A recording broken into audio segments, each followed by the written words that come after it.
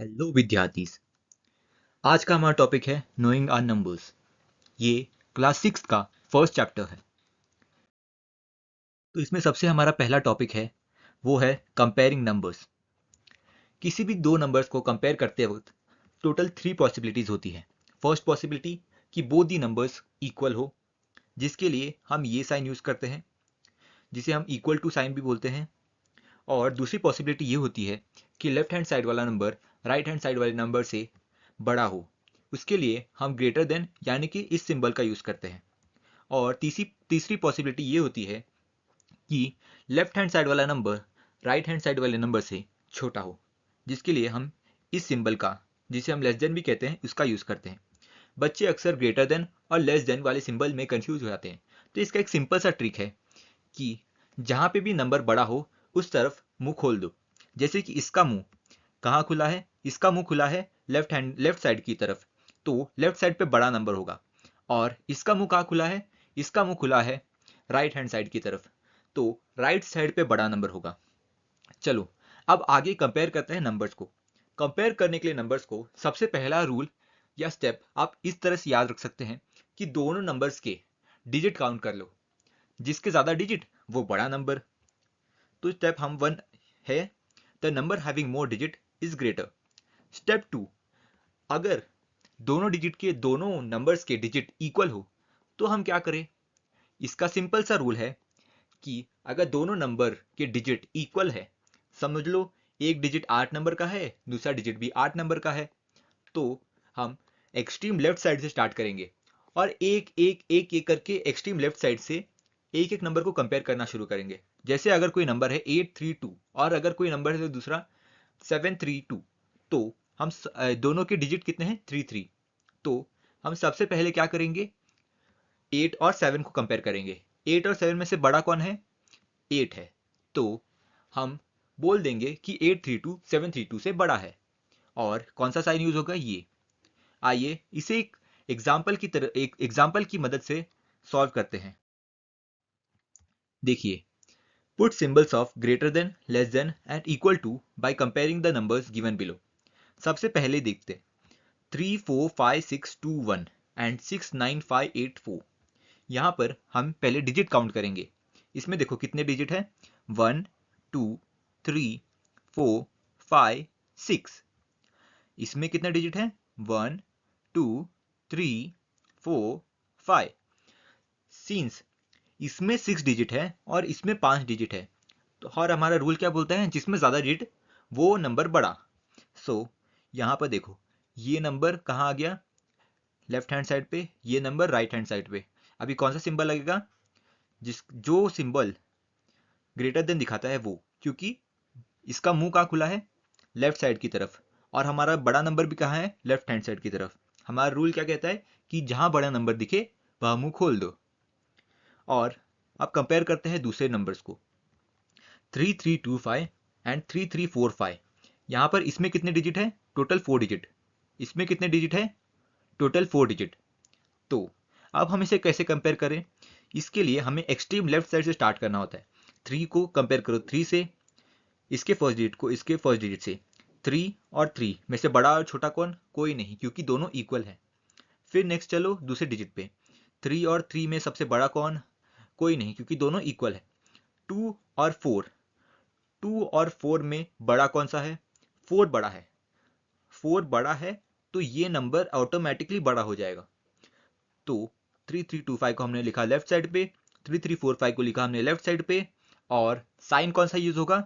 Size होगा sign use होगा left sign use होगा अपना ये वाला, क्योंकि ये देखो 3345 कहाँ लिखा है? राइट हैंड साइड पे, तो इसका मुंह भी कहाँ खुला होगा? राइट हैंड साइड पे। इस साइन को हम लोग बोलते हैं लेस देन।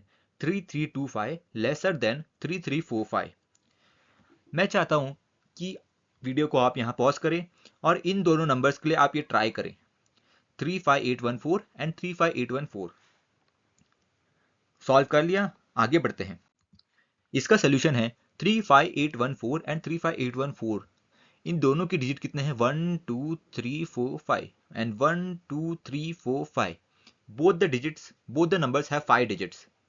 तो अभी एक एक करके कंपेयर करेंगे। 3 equals to 3, 5 is equals to 5, 8 equals to 8, 1 equals to 1 and 4 equals to 4।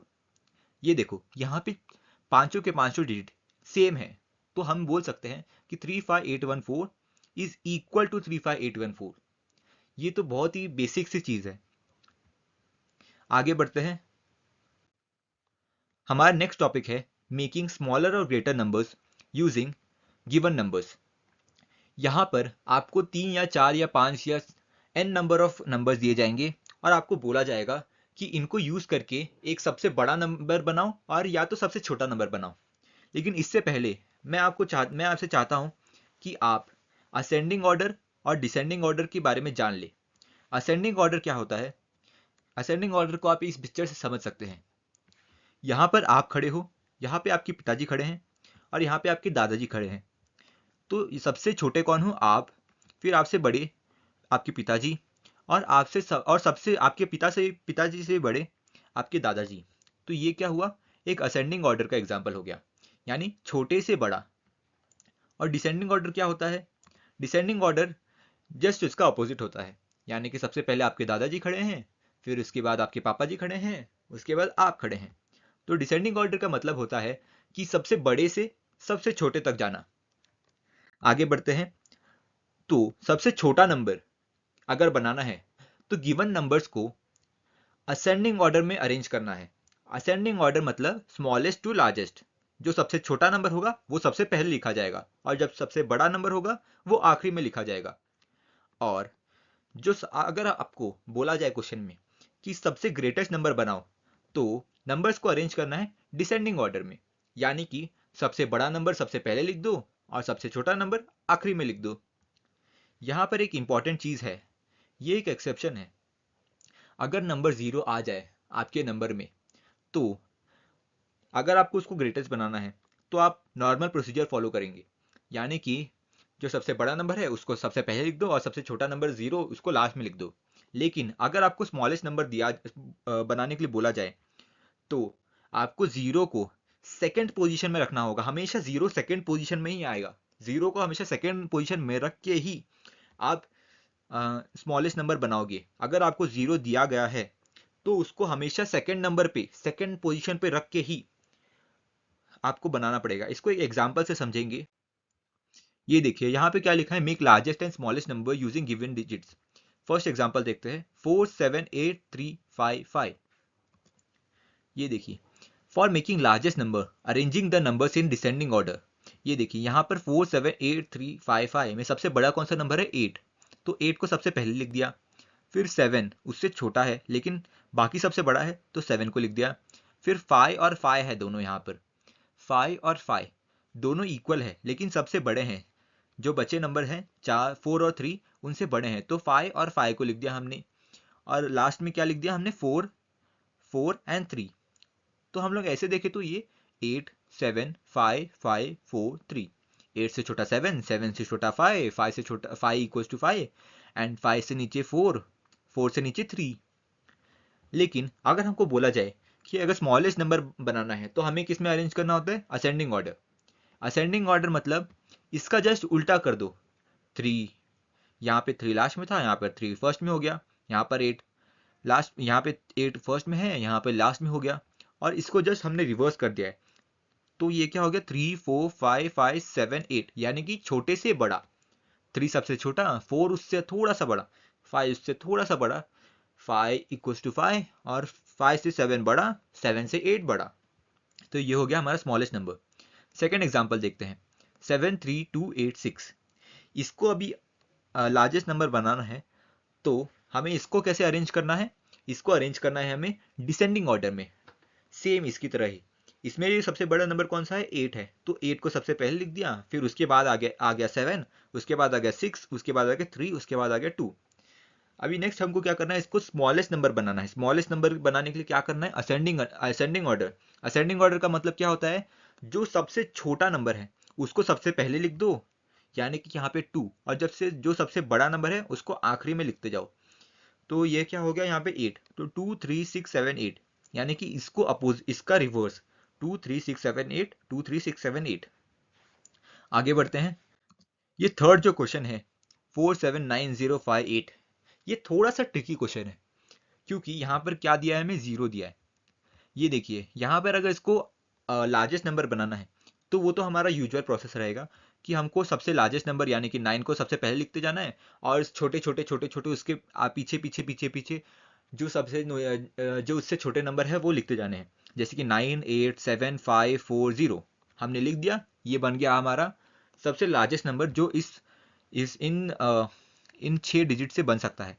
लेकिन जब हम इन 6 डिजिट से सबसे छोटा नंबर बनाने का ट्राई करेंगे, तो जैसे मैंने बोला था कि जीरो को हमेशा इसमें सेकंड पोजीशन पे रख के ही स्टार्ट करना है। आप देखिए यहाँ पे जीरो सेकंड नंबर पे रखो, उसके पहले जो सबसे सेकंड सबसे छोटा छोटा नंबर है उसको उससे पहले रख दो, और जो उसके बाद यूजुअल प्रोसेस फॉलो कर दो। देखिए यहाँ पर एक्चुअल नंबर क्या होना चाहिए था, 04789, लेकिन ये जो नंबर है वो 6 डिजिट का ना होकर ये कितने डिजिट का होता है, 5 डिजिट का। तो 5 डिजिट के नंबर और 6 डिजिट के नंबर में छोटा तो 5 डिजिट है, तो हम लोग उसको लिखते क्यों नहीं है, क्योंकि हमको जो क्वेश्चन दिया है, हमको क्वेश्चन में बोला है कि इन 6 के 6 डिजिट का यूज करके हमें एक सबसे छोटा नंबर बनाना है। लेकिन अगर हम लोग जीरो को सबसे पहले लिख देंगे तो ये कितने डिजिट का नंबर होगा, ये 1 2 3 4 5 5 डिजिट का नंबर होगा। और जीरो को तो हम इग्नोर कर सकते हैं, क्योंकि जीरो किसी भी नंबर के पहले अगर लग जाए तो इग्नोर्ड ही माना जाता है। तो हम लोग इसको इग्नोर तो नहीं कर सकते, क्वेश्चन में दिया है तो यूज तो करना पड़ेगा। इसलिए उसको सेकंड पोजीशन में शिफ्ट कर दिया जाता है, और जो सेकंड पोजीशन पे नंबर है उसको फर्स्ट डिजिट पे शिफ्ट कर दिया जाता है, जिससे कि ये नंबर स्मॉलेस्ट भी हो जाए और उसके वो 6 डिजिट का भी रहे। इसलिए ऐसे टाइप के क्वेश्चन में जहां पर आपको जीरो दिया हो, आपको थोड़ा सा केयरफुल रहने की जरूरत है। आगे बढ़ते हैं, चलते हैं हमारे नेक्स्ट टॉपिक के ऊपर। हमारा नेक्स्ट टॉपिक है प्लेस वैल्यूज। प्लेस वैल्यूज होते क्या है, assigning a name and a value to each digit of a number is called assigning place values. It is always started from right.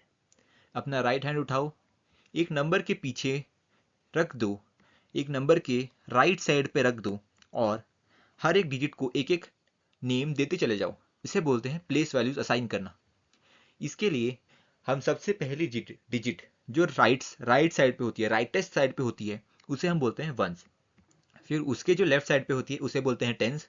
फिर उसके जो लेफ्ट साइड पे होती है उसे बोलते हैं हंड्रेड्स। उसके जो लेफ्ट साइड में होती है उसको बोलते हैं थाउजेंड्स। उसकी जो राइट साइड में होती है उसके जो लेफ्ट साइड में होती है उसको बोलते हैं 10,000। उसकी जो लेफ्ट साइड में होती है उसे बोलते हैं लाख। फिर 10 लाख, फिर करोड़ एंड 10 करोड़। मतलब हमें राइट साइड से शुरू करना है और एक एक नाम सबको देते चले जाने हैं। इसका एक सिंपल सा एक्रोनिम है, open the house the lovely Tilly cat turns. यानी कि open the house and the lovely Tilly cat turns. Open the house then the lovely Tilly cat turns. Open the house then the lovely Tilly cat turns. Open the house then the lovely Tilly cat turns. हमारा दूसरा सब topic है इसमें, expanding large numbers. इसमें हमें सिर्फ एक काम करना है, हमें एक नंबर दिया रहेगा जैसे कि 28765। इसमें हमें सबसे पहले लेफ्ट हैंड साइड से शुरू करना है।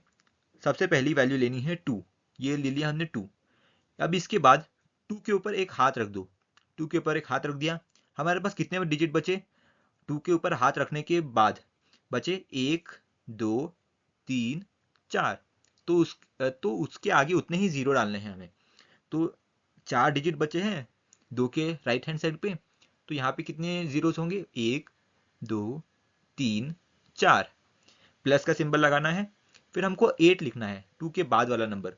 8 लिख दिया हमने, यहाँ पर 8 लिख दिया। फिर क्या करना है, 8 को भी छुपाना है और 2 को भी छुपाना है। अब 8 के राइट साइड पे कितने डिजिट बचे हैं, 1 2 3, टोटल 3 डिजिट बचे हैं। तो ये कितना हो गया, 1 2 3 0 प्लस अभी कौन सा डिजिट है यहाँ पर, 7। तो 7 को रखो यहाँ पर। 7 के बाद कितने नंबर बचे हैं, 2 नंबर। तो यहाँ पर क्या होगा, 1 and 2 जीरोस प्लस अभी कौन सा नंबर है, 6। तो ये हो गया 6, और इसके आगे कितने नंबर है, टोटल एक नंबर है। तो यहाँ पे कितने जीरो होंगे, 1 0 प्लस आखिरी डिजिट कौन सा है यहाँ पे? 5। 5 के आगे कितने डिजिट है? 5 के आगे तो एक भी डिजिट नहीं है, तो यहाँ पे भी एक भी जीरो यूज नहीं होगा। और अभी ये हमारा फर्स्ट स्टेप हो गया। अब हम सेकेंड स्टेप पे जाते हैं। हमारे सेकेंड स्टेप पे हमें कुछ नहीं करना है, ये एक नंबर लेना है 2 इंटू 1, 1 2 3 4, 1 आगे 1 2 3 4 जीरो प्लस 8 इंटू 1 1 2 3, एक के आगे 1 2 3 3 शून्य प्लस 7 7 इंटू 1, 1 के आगे कितने जीरोस? 1 एंड 2, 2 जीरोस 1 के आगे प्लस 60। 60 को ब्रेक करना है हमें दो पार्ट्स में, 6 ले लिया यहाँ पर और इंटू 1 और 0। यहाँ पर कितने जीरो होंगे 60 में? सिर्फ एक ही जीरो होगा प्लस 5। 5 को हम ब्रेक नहीं कर सकते क्योंकि 5 के आगे तो एक भी जीरो है ही नहीं, तो इसलिए अब हम पढ़ते हैं अपने नेक्स्ट टॉपिक के ऊपर।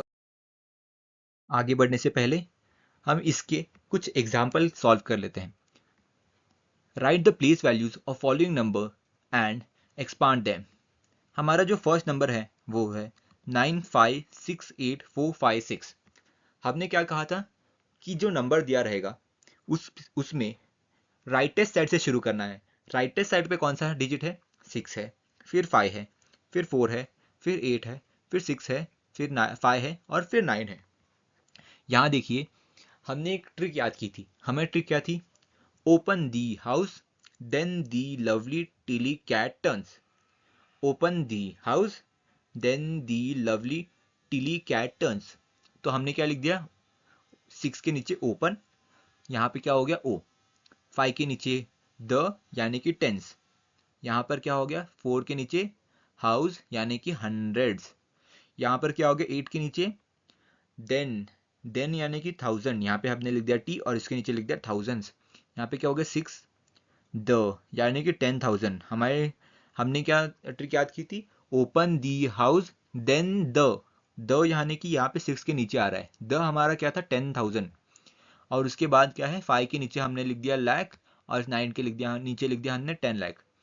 इस तरीके से आप किसी भी नंबर का प्लेस वैल्यू असाइन कर सकते हो। जस्ट आपको ये एक चीज याद रखनी है, open the house then the lovely Tilly cat turns.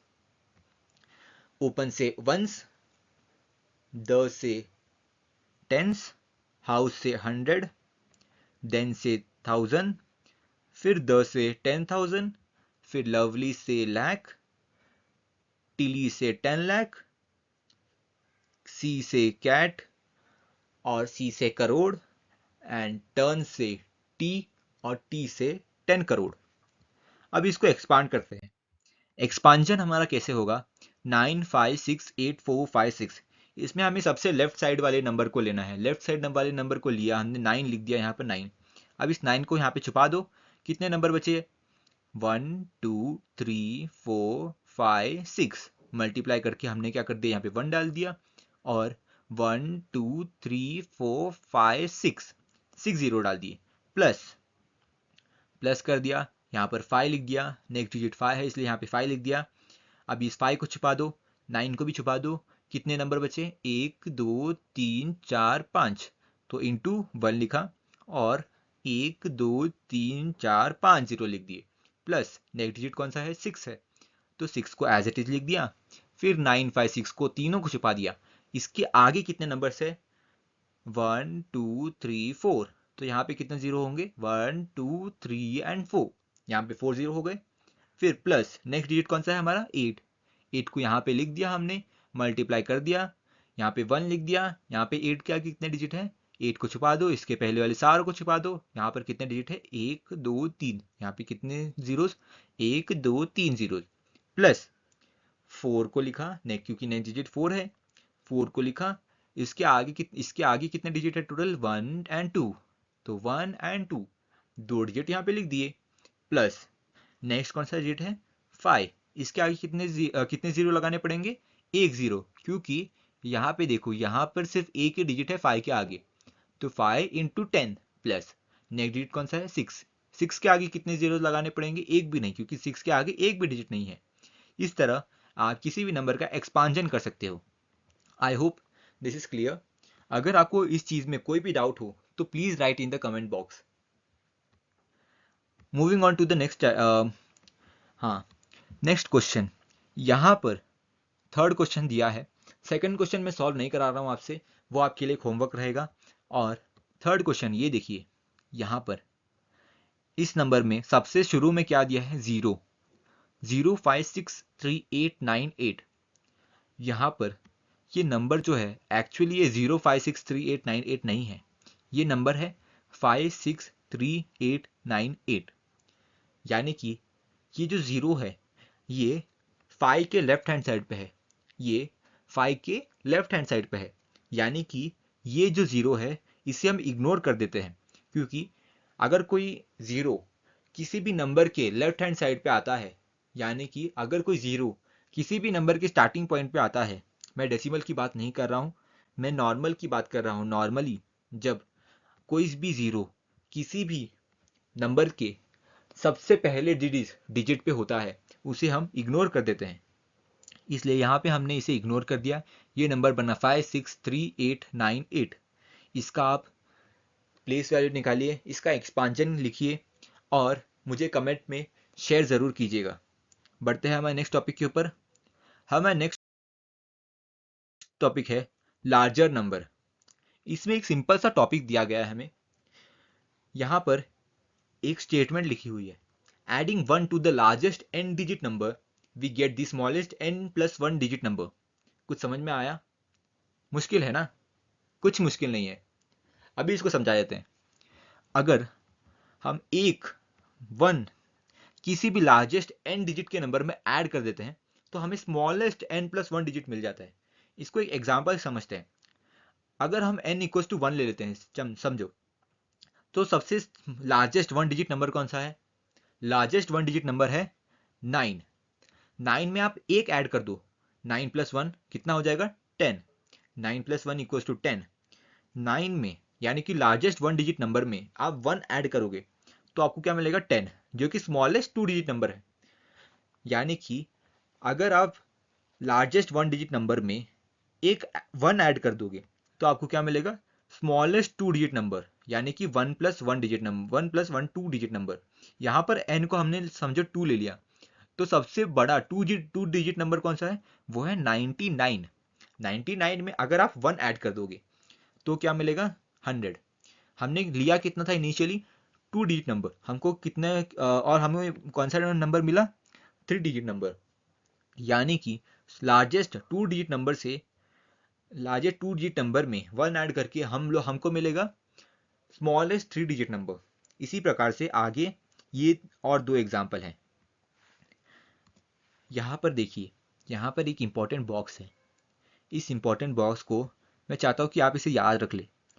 अगर आपकी मेमोरी इतनी अच्छी है कि आप इसे याद रख सकते हैं तो इसे ज़रूर याद रखिएगा, वरना इसको फाइंड करने का मैं आपको एक सोल्यूशन बताऊंगा अगले स्लाइड पे।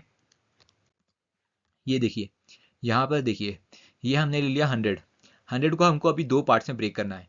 हम लोग क्या करते हैं? 10 इंटू 10, 10 इंटू 10 में इसे ब्रेक कर लिया। फिर हम लोग इस 10 को एज इट इज रखेंगे, इस 10 को एज इट रखा और इसको हमने लिख दिया किसमें? अल्फ़ाबेट्स में, टेंस। इस 10 को क्या लिख दिया हमने? 10। तो 100 क्या हो गया? 10 इंटू 10 इक्वल्स टू 10 टेंस। यानी कि 100 में टोटल 10 टेंस है। यानी कि 100 में कितने टेंस है? 10 टेंस है। यानी कि 10 प्लस 10 प्लस 10 प्लस 10 प्लस 10, इसको अगर 10 बार ऐड करोगे तो हमें क्या मिलेगा? 100। सिमिलरली 1000 है, 1000 को हमको ब्रेक करना है। इसको हम लोग टोटल 2 पार्ट्स में टोटल 2 वेज से ब्रेक कर सकते हैं। या तो आप 10 इंटू 100 लिख दो, या तो आप 100 इंटू 10 लिख दो। अगर हम लोग इसे 10 इंटू 100 करेंगे तो इसमें जो फर्स्ट है ये 10, इसको एज इट इज रख दो यहाँ पे 10, और जो 100 है उसे हम लोग लिख देंगे अल्फ़ाबेट्स में। यानी कि 1000 में कितने 100 से? 10 100 से। यानी कि 100 प्लस 100 प्लस 100, ऐसे हम लोग अगर 10 बार करेंगे तो हमको क्या मिलेगा? 1000। इसका दूसरा वे ये है 1000 को ब्रेक करने का, वो है 100 इंटू 10। 100 इंटू 10, 100 को हमने एज इट इज रख दिया, 10 को हमने लिख दिया अल्फ़ाबेट्स में। तो ये क्या हो गया? 100 ऑफ टेंस, 100 टेंस। यानी कि अगर हम 10 प्लस 10 प्लस 10 प्लस 10 100 टाइम्स करेंगे तो हमें कौन सा नंबर मिलेगा, 1000। सिमिलरली यहाँ पे 10,000 है, इसको ब्रेक करने के बहुत सारे वेज है। एक तो वे ये हो गया 10 इंटू 1000, यानी कि 10 को एज इट इज रखा और इसको हमने लिख दिया अल्फाबेट्स में 10,000, 10,000, 10 टाइम थाउजेंड्स, यानी कि अगर आप 1000 प्लस 1000 प्लस 1000 ऐसे 10 टाइम्स करोगे तो आपको क्या मिलेगा, 10,000। इसको ब्रेक करने का दूसरा वे है 10,000 equals to 100 into 100, 100 into 100 equals to 100 को, इस 100 को एज इट इज 100 रख दिया और इस 100 को हमने किस में लिख दिया, अल्फाबेट्स में, अल्फाबेट्स में लिख दिया। उसके बाद क्या होगा, 100 हंड्रेड्स, 10,000 इक्वल्स टू 100 हंड्रेड्स, यानी कि आप 100 को 100 बार ऐड करोगे, 100 को 100 बार ऐड करोगे तो आपको क्या मिलेगा, 10,000। इसी तरीके से आप लाख, 10 लाख, करोड़ कोई ब्रेक कर सकते हो। हमको क्या करना है, सिंपली यहां से एक डिजिट लेना है। यहां से हमको क्या लेना है, यहाँ पे 1 को एज इट इज रखो, 0 कितने हैं, 2 है, तो यहाँ पे इसको एक दे दो, इसको एक दे दो, और ये फर्स्ट वाले को एज इट इज रख दो। इसको हम लोग, सेकेंड वाले को हम लोग क्या रखेंगे, इसको हमको रखना है एज ए अल्फाबेट, इसको एज ए अल्फाबेट लिख दिया, फिर 10 और 10। इसमें भी सेम, यहाँ पे 1000 है, इसमें आप सबसे पहले इन यहाँ से ब्रेक कर दो, यहाँ से ब्रेक कर दो, ये 10 लिख दो यहाँ पर, और यहाँ पर क्या कर दो, 100 इंटू 100, तो ये हो गया 10 एज इट इज और ये हो गया 100 अल्फाबेट में। सिमिलरली 1000 को आप यहाँ से ब्रेक किए थे पहले, अब आप ही ब्रेक कर दो इसे, यहाँ से ब्रेक कर दो, यहाँ से ब्रेक करोगे तो क्या होगा, 100 इंटू 10, तो 100 into 100 tens, 100 as it is यहाँ पे लिख दिया, 10 लिख दिया यहाँ पर, तो हो गया 100 ऑफ टेंस। सिमिलरली इसको हम लोग को ब्रेक करना है तो पहले यहाँ से कर सकते हो, फिर इसमें यहाँ पर इसमें यहाँ से ब्रेक किया है, आप चाहिए तो यहाँ से ब्रेक कर सकते हो। तो इस तरीके से आप इसको याद रख सकते हो कि आपको इसको ब्रेक करना है, फर्स्ट नंबर को एज इट इज रखना है, सेकेंड नंबर को अल्फाबेट में लिखना है और आपका आंसर आ जाएगा। चलिए बढ़ते हैं नेक्स्ट टॉपिक पे। हमारा नेक्स्ट टॉपिक है reading and writing large numbers. ये देखिए लार्ज नंबर्स जैसे कि 734543, ये नंबर मैंने आपकी टेक्स्ट बुक से लिया है। इसको अगर आप प्रोनाउंस करें तो आपको समझ में नहीं आता होगा कि इस लैक कहाँ लगाना है, कहाँ पे 1000 बोलना है, कहाँ पे 100 बोलना है। तो इसका एक सिंपल सा रूल है कि जैसे ही आपको ऐसा कोई नंबर आपको बोलना है या आपको राइट करना है तो सबसे पहले आप उन सब की प्लेस वैल्यूज उनको असाइन कर दो। यानी कि 3 को कौन सा मिलेगा, वंस, हमने वो ट्रिक याद की थी ना, open the house then the lovely Tilly cat turns. तो वैसे ही हमें सबसे पहले उन सब को अपना प्लेस वैल्यू असाइन करना है। जैसे 3 को मिला वंस, 4 को मिला टेंस, 5 को मिला हंड्रेड्स, 4 को मिला 1000, 3 को मिला 10,000, 7 को मिला लाख। तो यहाँ पर देखो 7 के पास कौन सा है, लाख है, 7 लाख। 3 के पास कौन सा है, 1000 है, 10,000। 4 के पास कौन सा है, 1000। तो 3 और 4 के पास कॉमन क्या है, 1000 है। तो इसलिए हमको क्या करना है, 3 और 4 को एक साथ बोलना है। 3 और 4 को एक साथ कैसे बोलेंगे, 34, 34,000, 34,000। फिर क्या है, 543, 543, 543, 543। ये तो बहुत सिंपल है, ये आखिरी के 3 डिजिट, जैसे कि यहाँ पे आखिरी के 3 डिजिट क्या है, 829, 829। इसका जो नंबर नेम है ये सेकंड वाले का, ये आप मुझे कमेंट बॉक्स पे जरूर लिख के बताइएगा। आगे बढ़ते हैं। ये देखिए how to read and write large numbers. For reading the numbers just write their place values, then start from the extreme right and the numbers having the same ranges like lakh and 10 lakh, thousands and 10,000s, read them together and mention their place values। इसका एक example देख लेते हैं, जैसे कि 965,813 है। इसको देखिए, आपको क्या करना है, सबसे पहले प्लेस वैल्यू असाइन करनी है। इसको 3 को सिंपली वंस, फिर 1 को टेंस, 8 को हंड्रेड्स, 5 को 1000, 6 को 10,000, 9 को लैक्स। तो 9 के नीचे क्या लिखा है, लैक्स। 6 और 5 दोनों के पास कौन सा नंबर है, दोनों के पास कौन सा प्लेस है, 10,000 और 10,000। तो दोनों के पास क्या कॉमन है, 1000।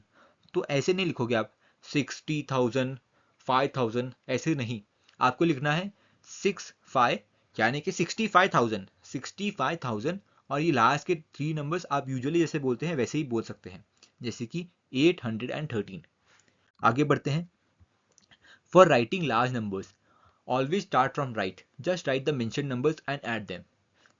ये आपको थोड़ा कंफ्यूजिंग लग सकता है स्टार्टिंग में, लेकिन आप प्रैक्टिस करेंगे तो आपको ये आ जाएगा।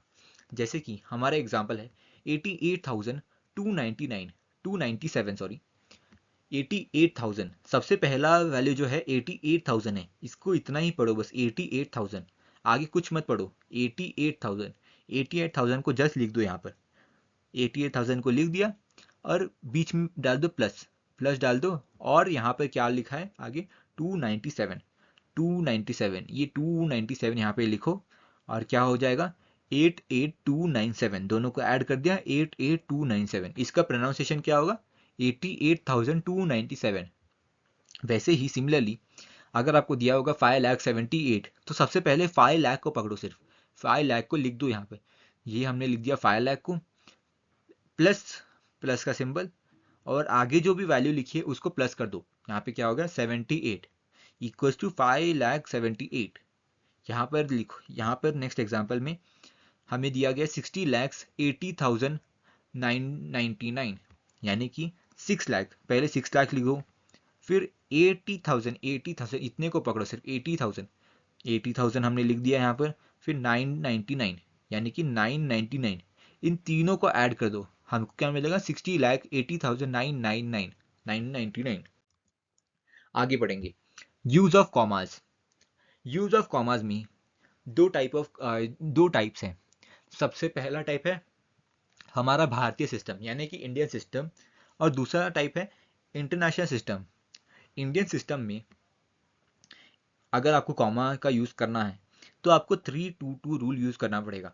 322 रूल का कुछ 322 रूल सिंपली बताऊं तो 322 यानी कि आपको सबसे राइट हैंड साइड से शुरू करना है और राइट हैंड साइड से 3 डिजिट छोड़ के एक कॉमा, उसके बाद हर 2 डिजिट पे एक कॉमा। आपको आगे एग्जांपल से मैं समझाऊंगा इसे। आप फिलहाल के इतना समझ लीजिए कि राइट हैंड साइड से शुरू कीजिए और और सबसे पहले 3 वैल्यूज के आगे एक कॉमा, उसके बाद हर 2 वैल्यूज पे एक एक कॉमा। ये हो गया इंडियन सिस्टम। अब बढ़ते हैं इंटरनेशनल सिस्टम पे। इंटरनेशनल सिस्टम इंडियन सिस्टम से ज़्यादा इजी है। यहाँ पर क्या करना है, आपको राइट साइड से शुरू करना है, right side of the number से शुरू करना है और हर 3 डिजिट पे एक कॉमा आएगा, हर 3 डिजिट पे एक कॉमा इंटरनेशनल सिस्टम पे। इंडियन सिस्टम में क्या होगा, राइट हैंड साइड से शुरू करो और सबसे फर्स्ट जो 3 नंबर्स है उनको एक कॉमा दे दो, आगे 2 नंबर्स पे कॉमा दे जाओ। एग्जाम्पल्स देख लेते हैं इसके। Using Indian system place commas for the following. यहाँ पे देखिए हमें 4 एग्जाम्पल्स दिए गए हैं।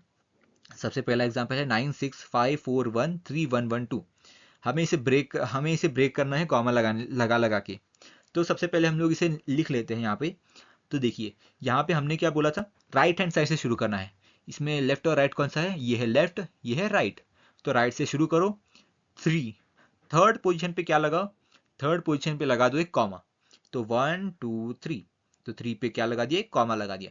फिर क्या नेक्स्ट हमको क्या करना है, 2 प्लेसेस छोड़ के हमको कॉमा लगा दे जाना है। तो यहाँ पे हो गया 1 2, यहाँ पे कॉमा, यहाँ पे 1 2, यहाँ पे कॉमा आ गया, यहाँ पे 4 5, यहाँ पे आगे एक कॉमा आ गया, यहाँ पे 9 6 और 9 यहाँ पे ये एज इट इज रहेंगे।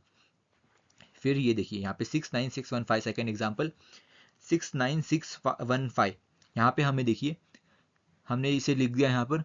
फिर देखिए 1 2 3, राइट साइड से शुरू कीजिए, फिर थर्ड डिजिट पे क्या लगा दिए, कॉमा, फिर नेक्स्ट 6 9 एज इट इज, फिर 6 7 2 5, यहाँ पर देखिए हमने इसे एज इट इज लिख दिया यहाँ पे 1 2 3, यानी कि 7 के बाद एक कॉमा लगेगा। फिर यहाँ पे 6 एज इट इज, यहाँ पर देखिए 822512, इसको हमने क्या करना है, इसे ब्रेक करना है कॉमा लगा के। यहाँ पर हमने लगा दिए यहाँ पे 1 2 3, ये हो गया हमारे 3 डिजिट स्टार्टिंग के। तो यहाँ पे एक आएगा कॉमा, यहाँ पे हमने लगा दिया कॉमा। फिर नेक्स्ट 2 डिजिट पे, तो 1 और 2, यहाँ पे 2 डिजिट पे क्या आएगा, कॉमा, यहाँ पे हमने कॉमा लगा दिया। फिर 8 एज इट इज। चलिए इंटरनेशनल सिस्टम भी यूज़ कर लेते हैं एक बार। हमने सेम नंबर्स लिए हैं इस एग्जाम्पल में भी, ताकि आपको कन्फ्यूजन ना हो, आप एक ही बार में समझ जाए कैसे लगाते हैं इंडियन और इंटरनेशनल सिस्टम। यहाँ पे देखिए हमने लिख दिया इसे नंबर 965413112। ये देखिए यहाँ पर जो है हमने क्या बोला था, इंटरनल सिस्टम पे हर 3 डिजिट राइट साइड से शुरू करो, हर 3 डिजिट पे एक कॉमा। ये देखिए यहाँ पे 1 2 3 ये 3 डिजिट हो गए, यहाँ पे आके कॉमा, ये 3 1 4 ये टोटल 3 डिजिट हो गए, यहाँ पे एक कॉमा, यहाँ पे 5 6 9 यहाँ पे ये टोटल 3 डिजिट हो गए, इसको एज इट इज लिख दो। फिर यहाँ पे देखो ये हो गए, यहाँ पे सेकेंड एग्जाम्पल में 69615, तो यहाँ पे ये first digit, second digit, third digit, एक कॉमा यहाँ पे, और 6 9 एज इट इज। ये यहाँ पे थर्ड एग्जाम्पल में 6725, यहाँ पे देखिए 725, ये कितने राइट हैंड साइड से शुरू किया हमने 527, ये हमारे कितने डिजिट हो गए 3 डिजिट, 3 डिजिट यहाँ पे हमने लिख दिए, और यहाँ पे कॉमा, और यहाँ पर एक 6 as it is. Fourth example 822512, 822512, इसको हमने यहाँ पे देखिए 1 डिजिट, 2 डिजिट, 3 डिजिट, 3 डिजिट पे एक कॉमा, फिर 228 एज इट इज। बढ़ते हैं हमारे नेक्स्ट टॉपिक के ऊपर। हमारा नेक्स्ट टॉपिक है लार्ज नंबर्स इन प्रैक्टिस। आप जब भी दुकान में जाते हो तो आप क्या बोलते हो, मुझे एक चावल चाहिए, या फिर आप बोलते हो मुझे 1 किलो चावल चाहिए। अगर आप दुकानदार को बोलोगे कि मुझे सिर्फ एक चावल चाहिए, तो वो आपको बोलेगा चलो चलो भाग जाओ यहाँ से, बच्चे शैतानी नहीं करते। लेकिन अगर आप उसे बोलोगे 1 किलो चावल चाहिए, तो वो आपको सही से तोल के 1 किलो चावल दे देगा। लेकिन आपने किलो लगाया क्यों यहाँ पर, क्योंकि किलो एक यूनिट है जो कि क्वांटिटी को स्पेसिफाई करता है।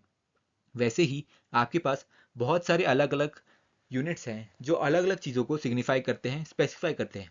जैसे कि जब आप डिस्टेंस मेजर करते हो, तो आप ये नहीं बोलते कि मैं आज सुबह सुबह 2 चलने गया, मैं सुबह सुबह 3 चलने गया। आप बोलते हो मैं सुबह सुबह 3 किलोमीटर चलने गया, मैं सुबह सुबह 2 किलोमीटर भागने गया।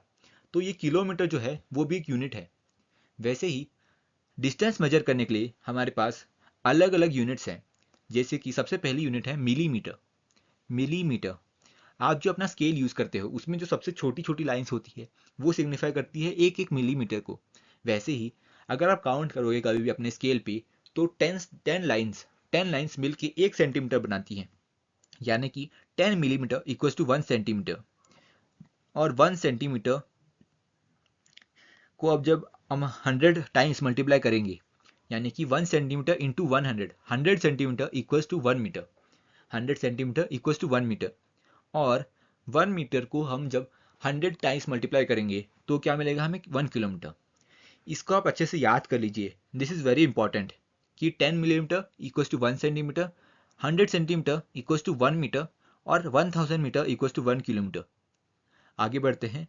जब हम वेट मेजर करते हैं तो हम लोग किसका यूज़ करते हैं, ग्राम, किलोग्राम। वैसे ही इसका सबसे छोटा यूनिट जो होता है ग्राम में वेट का, वो होता है मिलीग्राम। 1000 मिलीग्राम इक्वल्स टू 1 ग्राम। एक और बात दोहराइए, 1000 मिलीग्राम इक्वल्स टू 1 ग्राम। और जब हम 1000 ग्राम को ऐड कर लेते हैं, यानी कि 1 ग्राम प्लस 1 ग्राम प्लस 1 ग्राम, ऐसे करके आप जब 1000 ग्राम को ऐड कर लेते हैं तो ये क्या बनता है, 1 किलोग्राम। 1 किलोग्राम। यहाँ पे एक इंपॉर्टेंट नोट करने की बात यह है कि आप कभी भी दो क्वांटिटी को तभी ऐड कर सकते हो जब दोनों का यूनिट सेम हो। आप ये नहीं बोल सकते कि 1 kilo Apple plus 1 kilometre road, ये कोई सेंस बनाता है नहीं। लेकिन आप ज़रूर ये बोल सकते हो कि 1 kilometre road plus 2 kilometre highway, यानी कि टोटल कितना कितना बड़ा रोड होगा, टोटल 3 किलोमीटर रोड होगा। वैसे ही अगर मैं बोलूँ कि मैंने आपको अगर 4 किलो एप्पल दे दिए, 4 किलो एप्पल दे देता हूँ मैं आपको, और मैं आपको देता हूँ 2 किलो आम, तो आप क्या बोलोगे मेरे पास कितने किलो का वजन है, मेरे पास है 4 + 2 किलोज, क्योंकि दोनों के यूनिट्स क्या है, सेम। 4 किलो सेब हो गए, 2 किलो आम हो गए, तो टोटल वेट कितना है आपके पास, टोटल वेट है आपके पास 6 किलो का। इसको एक एग्जाम्पल में भी यूज कर लेते हैं। एग्जाम्पल है, to stitch a shirt we need 2 metre 15 centimetre cloth is needed out of 40 metre cloth, how many shirts can be stitched and how much cloth will remain. यहाँ देखिए इसका solution, for stitching 1 shirt we need 2 metre 15 centimetre cloth. ये दिया है हमें question में 2 metre 15 centimetre. अब देखिए 2 मीटर 15 सेंटीमीटर, 2 मीटर्स में है और 15 क्या है, सेंटीमीटर्स में है, यानी कि दोनों की यूनिट में थोड़ा सा फर्क है। ये मीटर हो गया, ये सेंटीमीटर हो गया। तो या तो आपको दोनों को एक ही यूनिट में लाना पड़ेगा। तो या तो आप सेंटीमीटर को मीटर में कन्वर्ट कर दो, या आप मीटर को सेंटीमीटर में कन्वर्ट कर दो। यहाँ पे हम क्या करेंगे, यहाँ पे हम कन्वर्ट करेंगे सेंटीमीटर को मीटर में। तो 1 metre equals to 100 centimetre, 1 metre equals to 100 centimetre. ये देखिए आपको अच्छे से समझाएंगे हम। 1 मीटर, 1 मीटर क्या होता है, 1 मीटर हो जाता है टोटल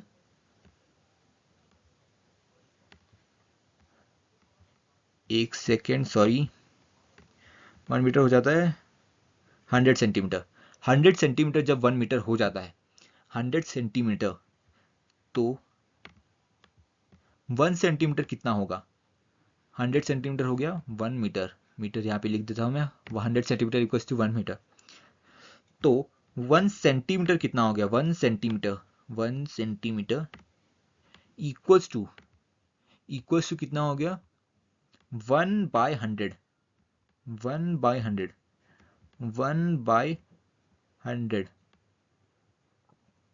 1/100, 1/100 ऑफ मीटर, 1/100 मीटर। अगर 1 सेंटीमीटर 1/100 मीटर है, तो 15 सेंटीमीटर कितना होगा, 15 सेंटीमीटर होगा 15 इंटू 1/100, यानी कि 15/100 मीटर्स।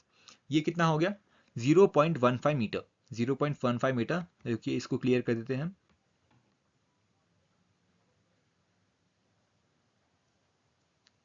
हाँ क्लियर हो गया ये। अब देखिए आगे का स्टेप, 2 मीटर प्लस 0.15 मीटर, दोनों की यूनिट सेम है, इसलिए हम दोनों को ऐड कर सकते हैं। 2.15 मीटर, यानी कि 2.15 मीटर का यूज करके हम कितना क्लोथ बना सकते हैं, हम शर्ट बना सकते हैं एक, यानी कि 2.15 मीटर यूज करके हम एक शर्ट बना सकते हैं। तो 40 मीटर यूज करके हम कितना बना सकते हैं, ये देखिए 2.15 मीटर इक्वल्स टू 1 शर्ट।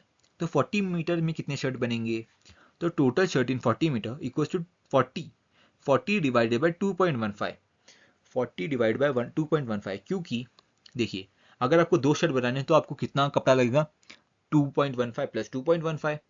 वैसे ही अगर आपको 3 शर्ट बनाने हैं तो आपको कितना कपड़ा लगेगा, 2.15 प्लस 2.15 प्लस 2.15, यानी कि 3 इंटू 2.15। वैसे ही अगर आपको अगर आपको ये अननोन है कि आपको कितने शर्ट बनाने हैं, तो आप सिंपली 40 को 2.15 से डिवाइड कर दो, जो आंसर आएगा वो होगा हमारा कितने शर्ट बन सकते हैं। तो अगर हम 40.2.15 40 डिवाइड बाई 2.15 करेंगे तो हमारा आंसर क्या होगा, एक्चुअल आंसर जो होगा हमारा वो होगा 18.604, 18.604। लेकिन यहाँ पे हमने आंसर में क्या लिखा है, सिर्फ 18, टोटल 13 मीटर इक्वल्स टू 18। यहाँ पे हमने 0.604 को क्यों नहीं लिखा, द रीजन इज दैट कि कभी भी एक शर्ट जो है वो कभी पूरा होता है, शर्ट कभी भी 0.604 नहीं हो सकता, शर्ट कभी भी आधा शर्ट नहीं हो सकता, शर्ट या तो पूरा होगा या तो होगा ही नहीं। वैसे ही इसलिए 40 divide by 2.15 equals to, actually it is answer 18.604, but 0.604 जो है यहाँ पे वो रिमेनिंग क्लोथ है, वो रिमेनिंग क्लोथ को सिग्निफाई कर रहा है, वो यहाँ पे शर्ट नहीं है। 0.604, टोटल शर्ट कितने बने, 18।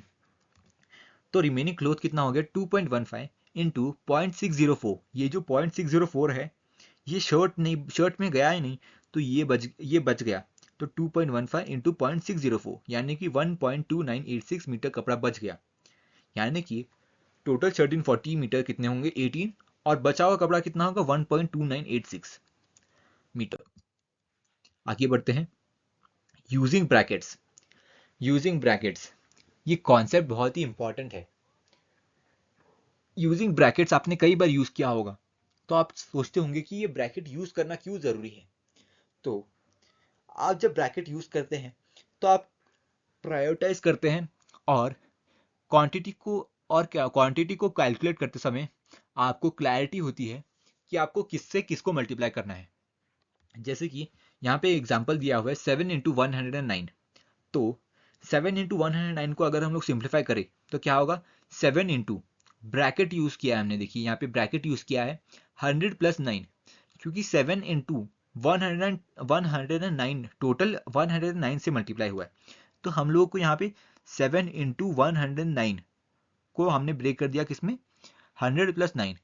अगर हम लोग यहाँ पे ब्रैकेट नहीं लगाते तो ये क्या हो जाता है 7 इंटू 100 यानी कि 700 प्लस 9 जो हो जाता है 709 हो जाता वो, जो कि बहुत ही गलत होता।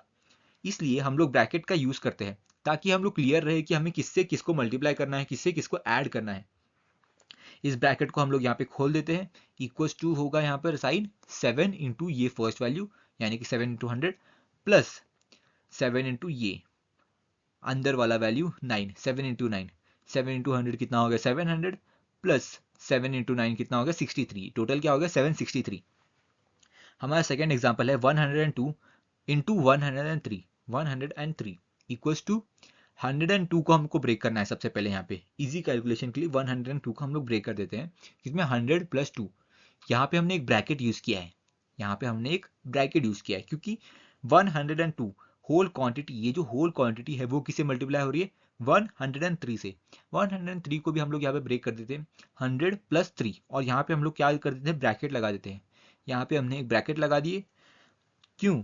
क्योंकि 103 को जब हम लोग मल्टीप्लाई कर रहे हैं 102 से तो पूरे 103 को ये मल्टीप्लाई कर रहे हैं 102 से, इसलिए हम लोग पूरे को ब्रैकेट लगाएंगे और 102 100 प्लस 2 इसको एज इट इज रखते हैं, इस ब्रैकेट को ओपन करते हैं इंटू 100 प्लस ये वाला प्लस जो है वो यहाँ पे आ गया, प्लस इस 3 को इससे मल्टीप्लाई करेंगे 100 प्लस 2 से।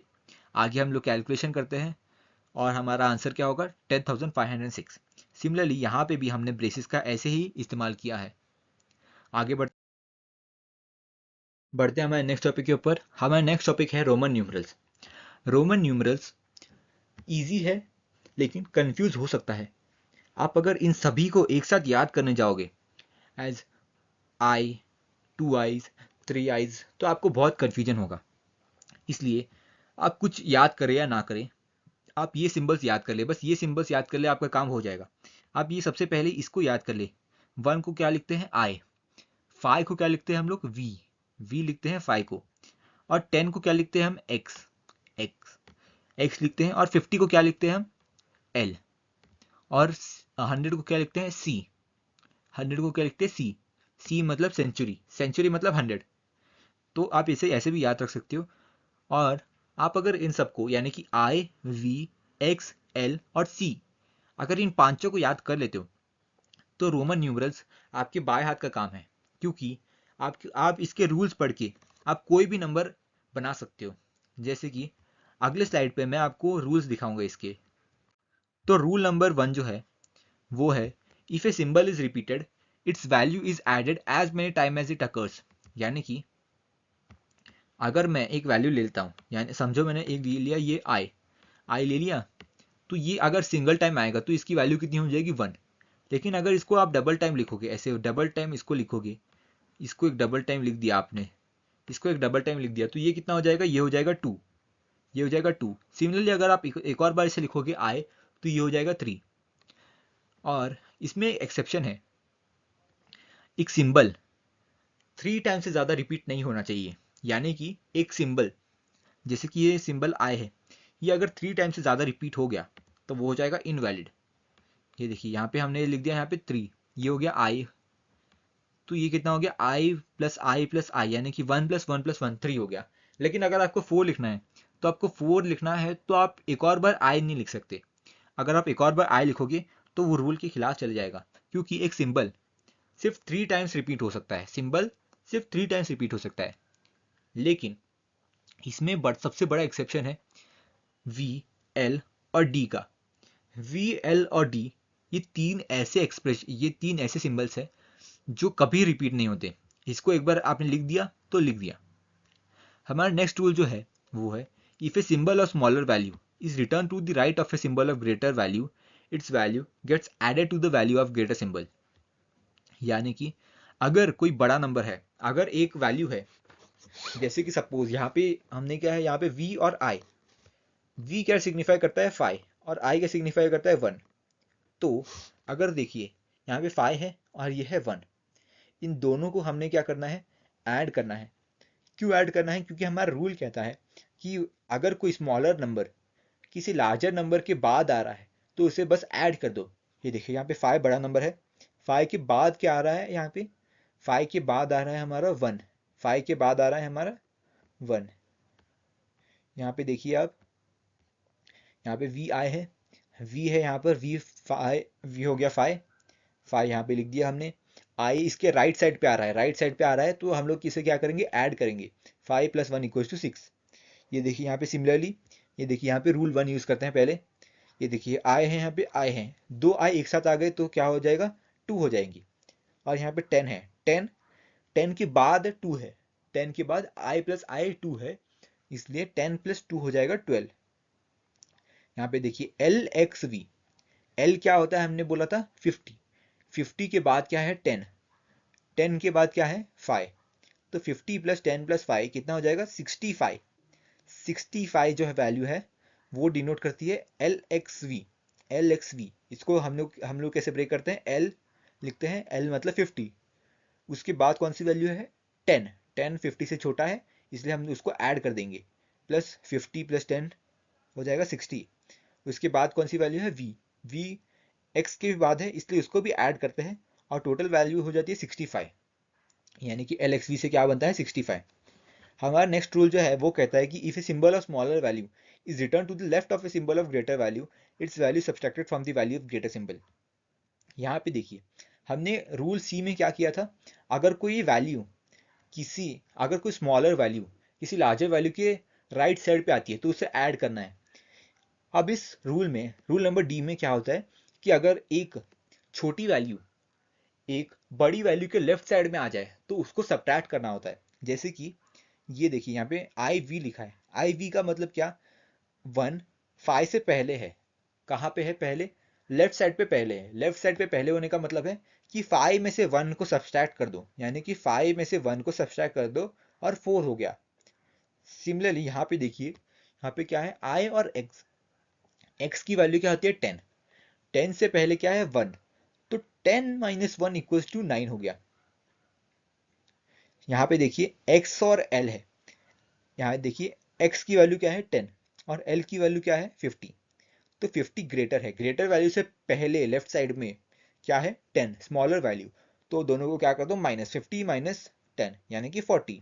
यहाँ पे देखिए x और c, c मतलब कितना सेंचुरी यानी कि 100, c सेंचुरी 100 और यहाँ पे x क्या है 10, तो 10 100 से छोटा है और वो किससे पहले आ रहा है, वो लेफ्ट साइड में पहले आ रहा है। लेफ्ट साइड में पहले आने का मतलब दोनों को माइनस कर दो = 90। हमारा फिफ्थ रूल क्या है, the symbols v l and d are never written to the left of a symbol of greater value, that is v l and d are never subtracted.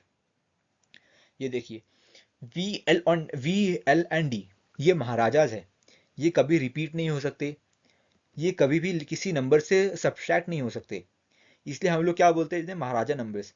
v l and d, v l and d कभी भी किसी number से minus नहीं हो सकते, यानी कि आप ऐसे नहीं लिख सकते कहीं भी।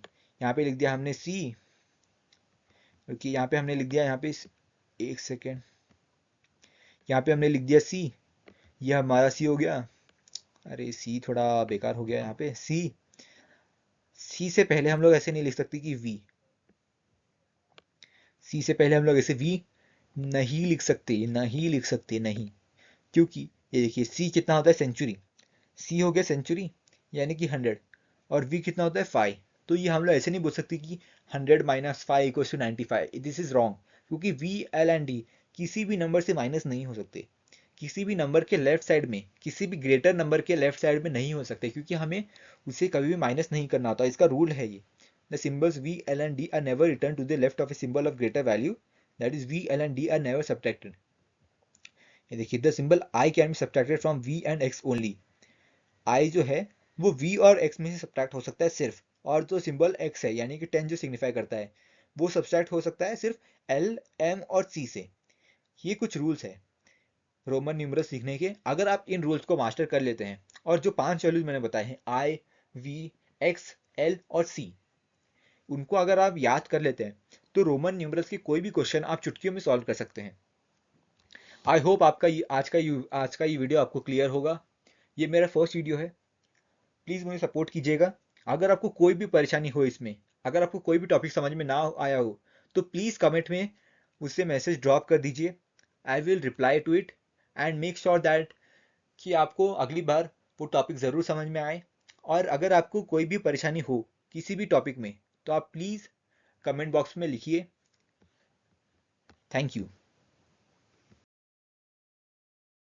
हेलो विद्यार्थीज, आज हम पढ़ेंगे क्लास 6 नोइंग आवर नंबर्स के सारे एक्सरसाइज। अगर इससे पहले आपने इस चैप्टर का वन शॉट वीडियो अब तक हमारे चैनल पे नहीं देखा है तो प्लीज़ जाके उससे पहले देख लीजिए, आपके कॉन्सेप्ट पहले क्लियर कर लीजिए, फिर इस वीडियो पे आइए। चलिए शुरू करते हैं इस वीडियो को। सबसे पहले हम लोग सॉल्व करेंगे एक्सरसाइज 1.1।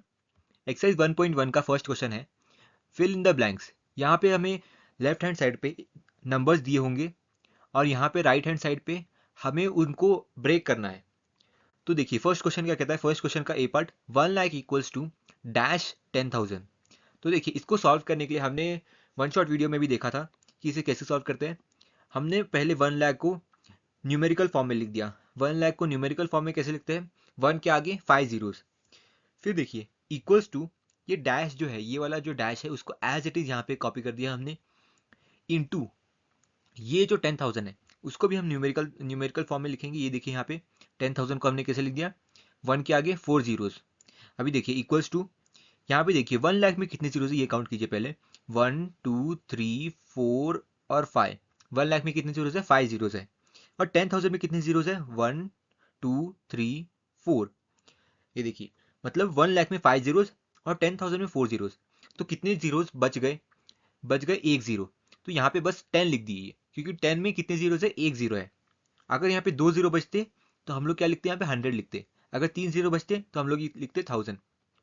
फिर इसके बाद कुछ नहीं करना, इसके बाद जस्ट हमको ये 10 एज इट इज यहाँ पे लिख देना है और ये जो था 10,000 उसको यहाँ पे कॉपी पेस्ट कर देना है। ये हो गया सिंपली ये सॉल्व हो जाएगा क्वेश्चन। अभी देखिए सेकंड क्वेश्चन क्या है, 1 million equal to dash into 100,000। ये देखिए 1 मिलियन क्या होता है, 10 लैक्स। 10 लैक्स को कैसे लिखते हैं, 10 के आगे 5 जीरोस, 10 के आगे 5 जीरोस। तो ये कितने जीरोस हो गए यहाँ पे, 1 2 3 4 5 6, टोटल कितने जीरोस हो गए, 6 जीरोस। यहाँ पे हमने आगे क्या किया था, यहाँ पे डैश जो ये है, ये डैश जो है हम लोग यहाँ पे as it is copy paste कर देंगे। फिर मल्टीप्लाई किससे कर देंगे, ये यहाँ पे जो लिखा है उससे मल्टीप्लाई कर देंगे। यहाँ पे क्या लिखा है, 100,000। तो 100,000 कैसे लिखते हैं, 100,000 और 1 लाख दोनों एक ही बात होती है। तो 1 लाख मतलब क्या होता है, 5 जीरोस। यहाँ पे कितने जीरोस गए, 5 जीरोस। इसमें कितने जीरोस थे, 1 मिलियन में 6 जीरोस। यहाँ पे कितने जीरोस है, 5 जीरोस। तो बच्चे कितने जीरो, एक जीरो। तो यहाँ पे हमने 1 और 0 लिख दिया, हमने 10 लिख दिया क्योंकि 10 में कितने जीरोस है, एक जीरोस है। फिर क्या है आगे, इक्वल्स टू 10। ये जो 10 है उसे एज इट इज यहाँ पे लिखना है 10। और क्या है यहाँ पे, 100,000 को यहाँ पे एज इट इज 100,000 लिखना है। फिर देखिए next question, 1 crore equals to dash into 10 lakh, dash 10 lakh. सबसे पहले क्या करते हैं हम, 1 करोड़ को न्यूमेरिकल फॉर्म में लिखते हैं। 1 करोड़ कितने, इसमें कितने जीरोस है, 1 2 3 4 5 6 7, मतलब 1 करोड़ में कितने zeros, 7 zeros. Equals to dash into, dash into क्या लिखा है यहाँ पे, 10 लाख। तो यहाँ पे हमने क्या लिख दिया, 10 लाख। 10 लाख में कितने जीरोस है, 1 2 3 4 5 6, 6 जीरोस यहाँ पे। और यहाँ पे कितने जीरोस, 1 करोड़ में 7 जीरोस। तो बचे कितने जीरोस, एक जीरो। तो हम लोग क्या मल्टीप्लाई कर देंगे, डायरेक्ट 10 से मल्टीप्लाई कर देंगे। और ये जो होगा यहाँ पे 10 एज इट इज, और ये जो नंबर है यहाँ पे न्यूमेरिक, ये अल्फाबेट में है, इसे यहाँ पे हम लोग एज इट इज लिख देंगे, 10 लाख। 10 lakh equal to 1 crore. अभी देखिए डी में भी सेम है, 1 crore equal to dash million. देखिए 1 करोड़ हमने क्या लिख दिया, सबसे पहले न्यूमेरिकल फॉर्म में लिख दिया एज इट इज। फिर क्या करना है हमको, ये जो डैश है उसको एज इट इज यहाँ पे रखना है। मल्टीप्लाई किससे करना है, ये जो यहाँ पे अल्फाबेट में लिखा है उससे मल्टीप्लाई करना है। ये अल्फाबेट में क्या लिखा है, मिलियन। मिलियन मतलब क्या होता है, 10 लाख। देखिए यहाँ पे 10 लाख हमने लिख दिया। अभी देखिए 1 करोड़ में कितने जीरोस, 1 2 3 4 5 6 7, 7 जीरोस। और देखिए मिलियन में कितने जीरोस, 1 2 3 4 5 6, 6 जीरोस। तो बचे कितने जीरो, 1 जीरो। तो हम लोग क्या कर देंगे, यहाँ पे 10 मल्टीप्लाई कर देंगे क्योंकि 10 में कितने जीरोस है, 1 जीरो। तो देखिए 10 इंटू 10 लाख, यानी कि 10 इंटू मिलियन इक्वल्स टू, हम लोग ये वाला 10 एज इट इज रख देंगे और ये जो मिलियन है वो भी एज इट इज यहाँ पे लिख देंगे। क्वेश्चन में जो मिलियन लिखा है उसे यहाँ पे एज इट इज रख देंगे। फिर देखिए ई, क्वेश्चन ई जो है, अभी आपको अगर ये कॉन्सेप्ट समझ में आया है तो आपके लिए ज़रा सी भी मुश्किल नहीं होगी। आप आराम से 1 million equals to dash lakh इसको सॉल्व कर सकते हैं। आप इसे सॉल्व कीजिए और कमेंट करके ज़रूर बताइए कि आंसर क्या है। अगर आपको ये क्वेश्चन समझ में नहीं आया तो प्लीज़ कमेंट में लिखिएगा, मैं नेक्स्ट वीडियो में इसे और अच्छी तरीके से समझाने की ट्राई करूँगा। ये देखिए, अभी सेकंड क्वेश्चन पे पढ़ते हैं। सेकंड क्वेश्चन क्या कहता है, place commas correctly and write the numerals. देखिए यहाँ पे क्या है, प्लेस कॉमास करेक्टली। यहाँ पे अगर कुछ भी मेंशन नहीं किया है कौन से सिस्टम को यूज़ करना है, तो आप हमेशा इंडियन सिस्टम को ही यूज़ करोगे। अगर यहाँ पे मेंशन किया होगा कि इंडियन इंटरनेशनल सिस्टम, तभी सिर्फ आपको इंटरनेशनल सिस्टम का यूज़ करना है, नहीं तो हमेशा आपको किसका यूज़ करना है, इंडियन सिस्टम का यूज़ करना है। इसको सॉल्व करते हैं। ये देखिए यहाँ पे क्या लिखा है, 73,75,307। इसको कैसे सॉल्व करते हैं, इसको सॉल्व करने के लिए हमने वन शॉट वीडियो में बताया था कि जो भी हमको दिया है, देखिए यहाँ पे 73,75,307, उसको आप न्यूमेरिकल फॉर्म में लिखते चले जाओ और ऐड करते चले जाओ। जैसे कि यहाँ पे देखिए, यहाँ पे 73 लाख दिया है, सबसे पहले 73 लाख, तो आप जस्ट 73 लाख यहाँ पे लिख दो। फिर क्या है, 73 लाख के बाद 75,000, उसके बाद क्या करो आप 75,000 लिख दो। फिर क्या है 307, 307 को आप एज इट इज लिख दो और इन तीनों को ऐड कर दो। तो हमारा जो आंसर है वो हम लोग हमारा न्यूमेरिकल में आ जाएगा। देखिए यहाँ पे न्यूमेरिकल्स में आ गया। देखिए 73 लाख प्लस 75,000 प्लस 307, ये क्या बना 7375,307। उसके बाद क्या बोला है कि कॉमर्स प्लेस करने हैं हमें। कॉमर्स कैसे प्लेस करते हैं हम लोग सबसे पहले क्या करते हैं, हम लोग राइट हैंड साइड से शुरू करते हैं। राइट हैंड साइड से शुरू करते हुए फर्स्ट 3 डिजिट पे एक कॉमा, फिर क्या, फिर हर 2 डिजिट पे एक एक कॉमा। देखिए यहाँ पे फर्स्ट, यहाँ पे हम लोग राइट साइड से शुरू करते हैं, राइट साइड से 1 2 3, इसके बाद एक कॉमा, फिर 1 2, इसके बाद एक कॉमा, फिर 1 2, यहाँ पे एज इट इज रखना है हमें। यहाँ पे कोई भी कॉमा नहीं आएगा क्योंकि इससे पहले कोई भी नंबर नहीं है। देखिए अभी सेकंड क्वेश्चन पे चलते हैं। सेकंड क्वेश्चन क्या बोलता है, 9,05,41,।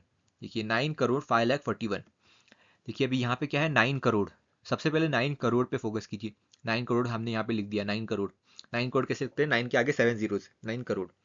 फिर क्या है 5 lakh plus 5 lakh plus 5 lakh plus 41 plus 41।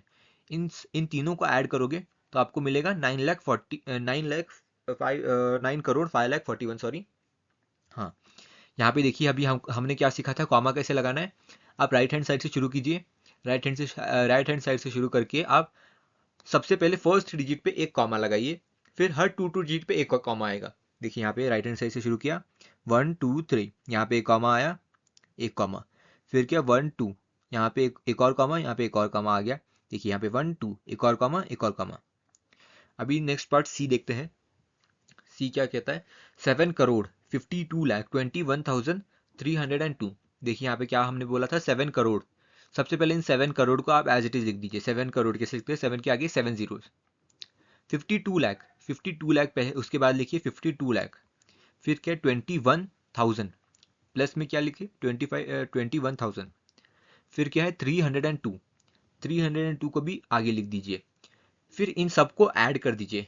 इस इन सबको ऐड करने के बाद क्या मिलेगा आपको, 7,52,21,302। फिर क्या बोला है हमें, प्लेस कॉमास करेक्टली।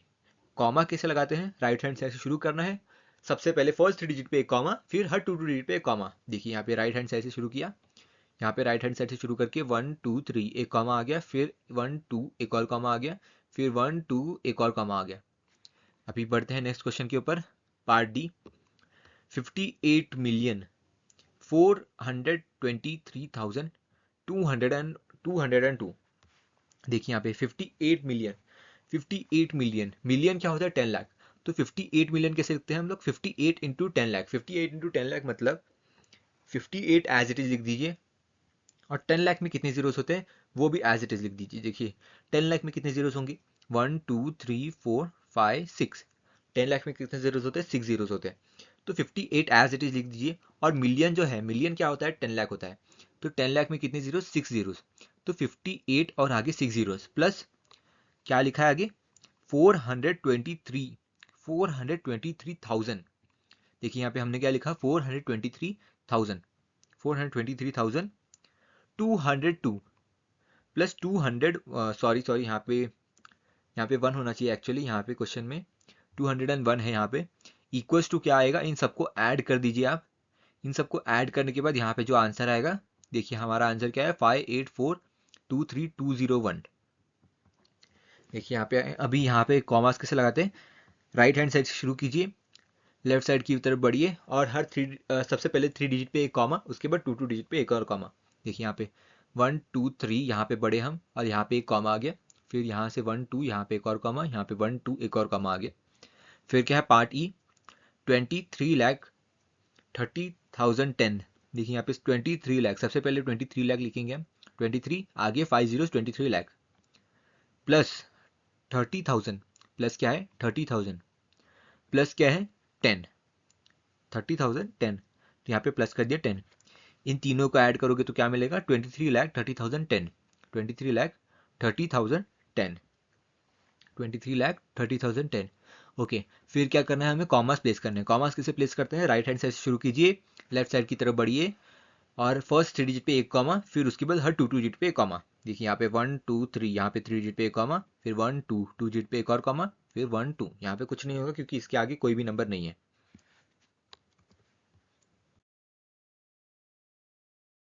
सॉल्व करते थर्ड क्वेश्चन। थर्ड क्वेश्चन क्या कहता है, insert comma suitably and write the names according to Indian system of numeration. देखिए यहाँ पे क्या है, आपको कॉमास किसके अकॉर्डिंग प्लेस करने, इंडियन सिस्टम के अकॉर्डिंग, और नेम किसके अकॉर्डिंग लिखना है, वो भी इंडियन सिस्टम के अकॉर्डिंग लिखना है। देखिए यहाँ पे क्या है, फॉलोइंग 322 रूल। देखिए जब भी आपको कॉमा प्लेस करने हैं अकॉर्डिंग टू इंडियन सिस्टम, तो आप कौन सा रूल यूज़ करते हो, 322 रूल। यानी कि आप राइट हैंड साइड से शुरू करते हो और लेफ्ट साइड की तरफ जाते हो और फर्स्ट 3 डिजिट पे एक कॉमा होता है और उसके बाद हर 2 डिजिट पे एक और कॉमा आते रहते हैं। देखिए यहाँ पे इसे सॉल्व करते हैं। फर्स्ट क्वेश्चन क्या कहता है, 87595762, यहाँ पे हमने इसको लिख दिया। फिर क्या करना है हमें, हमें सबसे पहले अगर नेम लिखना है किसी भी नंबर में, तो आपको नेम कैसे लिखते हैं आप, सबसे पहले आप क्या करते हैं, उनकी प्लेस वैल्यू लिखते हैं। प्लेस वैल्यू लिखने के लिए हमने क्या ट्रिक यूज़ की थी, open the house then the lovely Tilly cat turns. देखिए यहाँ पे मैं रिपीट करता हूँ, अगर आपने वन शॉट वीडियो नहीं देखी तो प्लीज़ जाके उसे देखिए, वहाँ पे हमने ये सारी ट्रिक्स डिस्कस की है। यहाँ पे देखिए आप क्या कहते हैं, open the house then the lovely Tilly cat turns. O से क्या है यहाँ पे, ओ से वंस, टी से टेंस, एच से हंड्रेड्स, टी से थाउजेंड, टी से 10,000, एल से लैक्स, टी से 10 लैक्स और ये सी से करोड़। देखिए अभी हमने क्या बोला था वन शॉट वीडियो में कि 8 को पकड़ना है, 8 8 एज इट इज लिख दिया हमने और देखना है कि 8 के नीचे कौन सा है, करोड़ है। 8 के नीचे क्या है, करोड़, तो 8 करोड़, 8 करोड़ यहाँ पे लिख दिया हमने। फिर क्या है 7, 7 के नीचे क्या है 10 लाख और 5, 5 के नीचे क्या है लाख। अगर दोनों के नीचे सेम है, जैसे कि 7 के नीचे क्या है 10 लाख और 5 के नीचे क्या है लाख, दोनों में क्या सेम है लाख, तो दोनों को साथ में पढ़ेंगे और फिर लाख लिखेंगे। देखिए यहाँ पे 7 और 5 को दोनों को साथ में कैसे पढ़ेंगे, 75। देखिए यहाँ पे हमने क्या लिया 75 लैक्स, 75 लैक्स। फिर क्या है यहाँ पे 9 और 5, 9 और 5 में कैसे करना है, 9 के पास क्या है 10,000 और 5 के पास क्या है 1000, दोनों के पास कॉमन क्या है, दोनों के पास कॉमन क्या है 1000। देखिए यहाँ पे तो क्या पढ़ेंगे हम लोग इसे साथ में, 9 और 5 को साथ में पढ़ेंगे हम 95,000, 95,000 और 762 जैसे आप नॉर्मली पढ़ते हैं वैसे लिख देना है, जैसे कि 762। तो हमारा ये क्या बन गया, 8 करोड़ 75 लाख 95,762। अब प्लेस करते हैं कॉमर्स। कॉमर्स प्लेस करने के लिए हम कौन सा रूल यूज़ करते हैं, 322 रूल। 322 रूल कैसे यूज़ करते हैं, राइट हैंड साइड से शुरू कीजिए, फर्स्ट 3 डिजिट पे कॉमा, 1 2 3 एक कॉमा, फिर हर 2 डिजिट पे एक और कॉमा। ये देखिए यहाँ पे 1 2 एक कॉमा, यहाँ पे 1 2 एक कॉमा यहाँ पे। बढ़ते हैं पार्ट बी की तरफ। Part B 8546283, 8546283। हमने क्या बोला था यहाँ पे, ट्रिक क्या थी हमारी, open the house then the lovely Tilly cat turns. O से क्या है वंस, टी से क्या है टेंस, एच से हंड्रेड्स, द से क्या टेन से, टी से टेंस, यहाँ पे इस टी से क्या 10,000, यहाँ से इस एल से क्या होगा लैक्स और इस टी से क्या होगा 10 लैक्स। तो हम इसे कैसे पढ़ेंगे, देखिए 8 के पास क्या है 10 लैक्स और 5 के पास क्या है लैक्स, दोनों के पास कॉमन क्या है लैख। तो 8 और 5 को एक साथ पढ़ना है और लैख लगा देना है आगे। तो 8 और 5 को एक साथ कैसे पढ़ेंगे, 85 और आगे क्या लैक्स। फिर क्या है 4 के पास क्या है 10,000, 6 के पास क्या है 1000, तो 4 और 6 को एक साथ पढ़ेंगे हम लोग 46,000, 46,000। फिर क्या बढ़ना है आगे 283। आप इसे जैसे नॉर्मली पढ़ते हो वैसे ही नॉर्मली आपको लिख देना है, जैसे कि 283, 283। और कॉमा के लिए कौन सा यूज करते हैं हम, 3-2-2 रूल। राइट हैंड साइड से शुरू किया, 1 2 3, फर्स्ट 3 डिजिट पे एक कॉमा, फिर क्या, हर 2 डिजिट पे एक कॉमा, 1 2, यहाँ पे 2 डिजिट के बाद एक और कॉमा, फिर यहाँ पे 1 2। इसके आगे कोई कॉमन नहीं लगेगा क्योंकि यहाँ पे कोई और नंबर नहीं है, यहाँ पे और कोई नंबर नहीं है, ये नंबर यहाँ पे खत्म हो जाता है, इसलिए यहाँ पे कोई कॉमन नहीं लगेगा। देखिए अभी आगे क्या है, 999000046। देखिए यहाँ पे हम लोग सबसे पहले प्लेस वैल्यू देखेंगे, open the house then the lovely Tilly cat turns.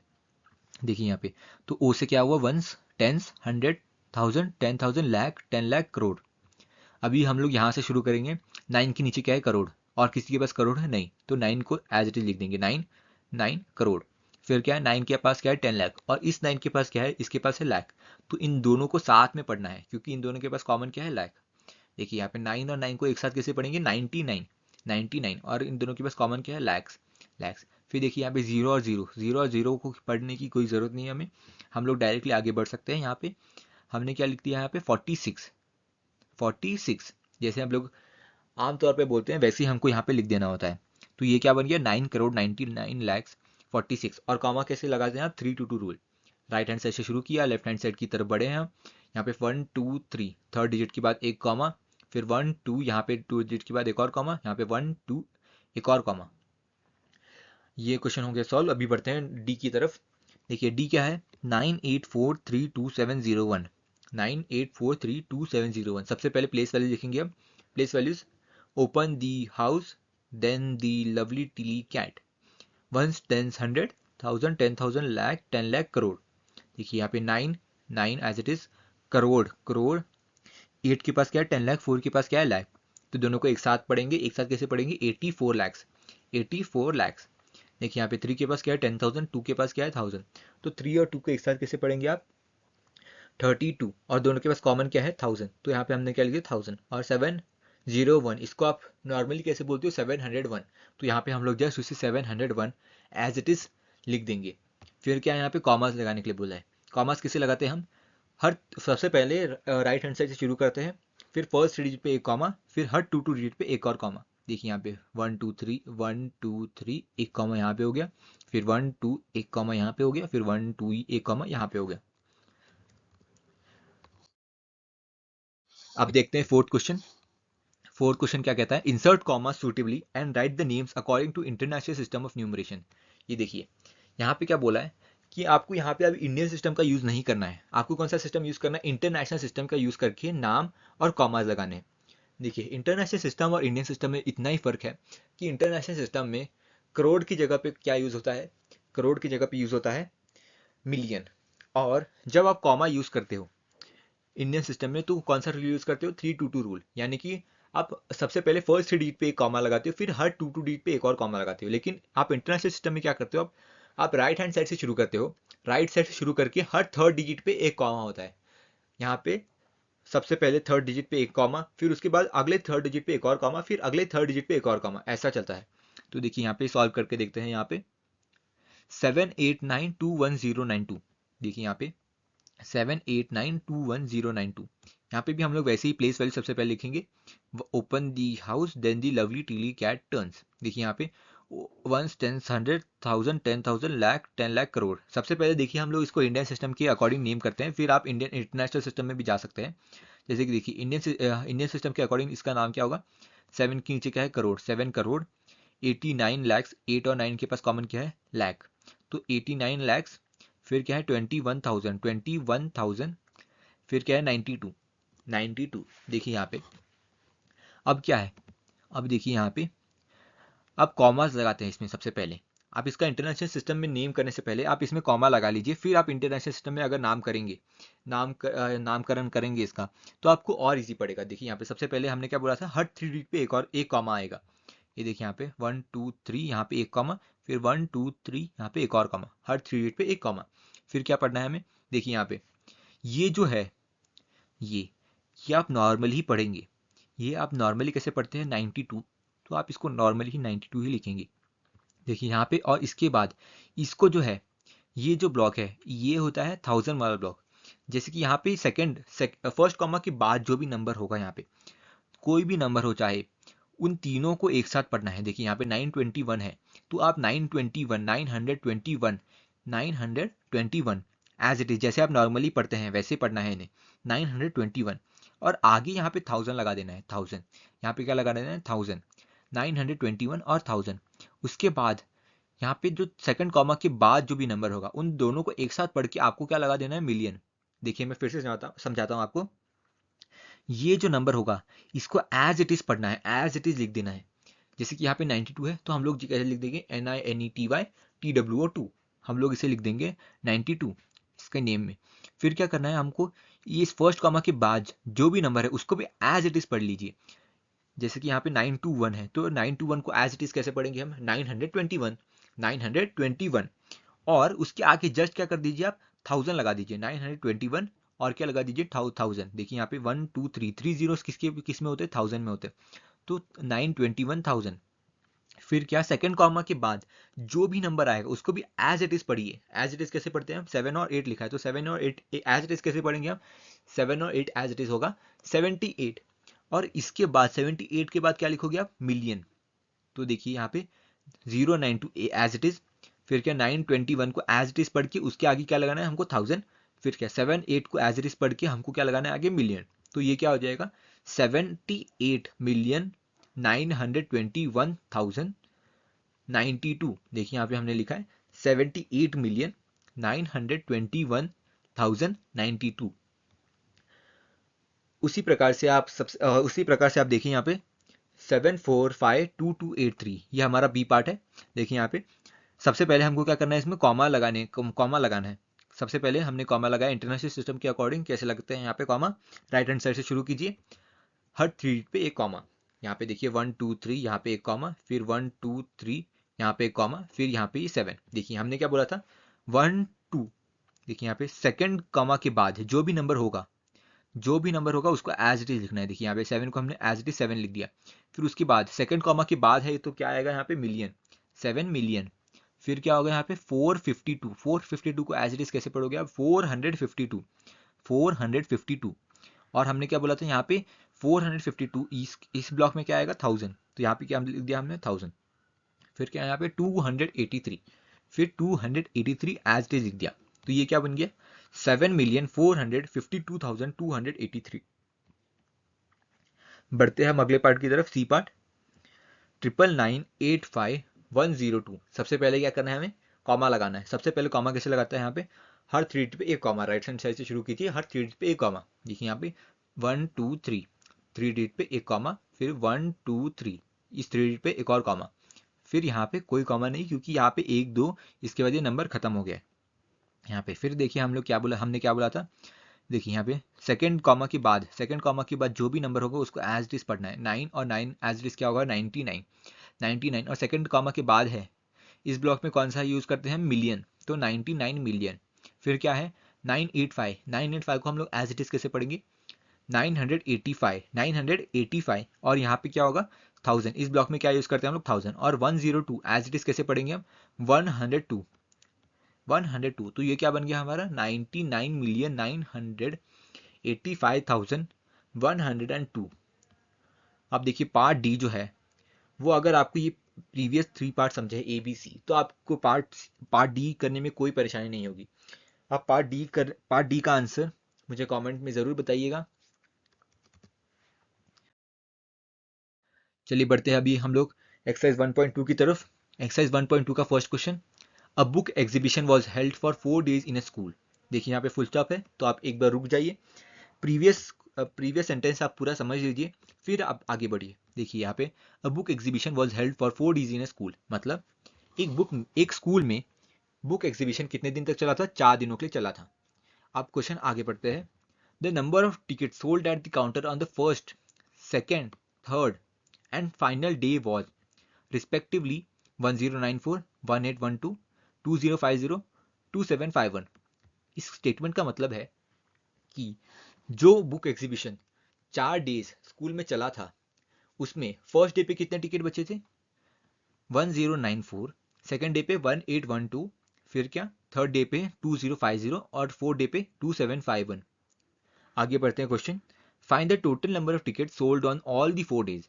देखिए यहाँ पे क्या पूछा है हमसे कि जो 4 दिनों पे टिकट्स इंडिविजुअली हमको पता है कि कितने बिके थे, जैसे फर्स्ट डे पे इतने, सेकंड डे पे इतने, थर्ड डे पे इतने, फोर्थ डे पे इतने, तो टोटल 4 दिनों का मिला के कितने टिकट्स बिचे थे ये हमको पूछा है क्वेश्चन में। तो सबसे पहले देखिए, आप इसको सॉल्व करते हुए एग्जाम में आपको ऐसे ही सॉल्व करना पड़ेगा, तभी जाके आपको मार्क्स मिलेंगे। आप डायरेक्टली सॉल्व करेंगे तो आपको आपके मार्क्स कटने के चांसेस है। तो मैंने जैसे यहाँ पे सॉल्व किया है, आप भी ट्राई कीजिएगा कि आप वैसे ही सॉल्व करें।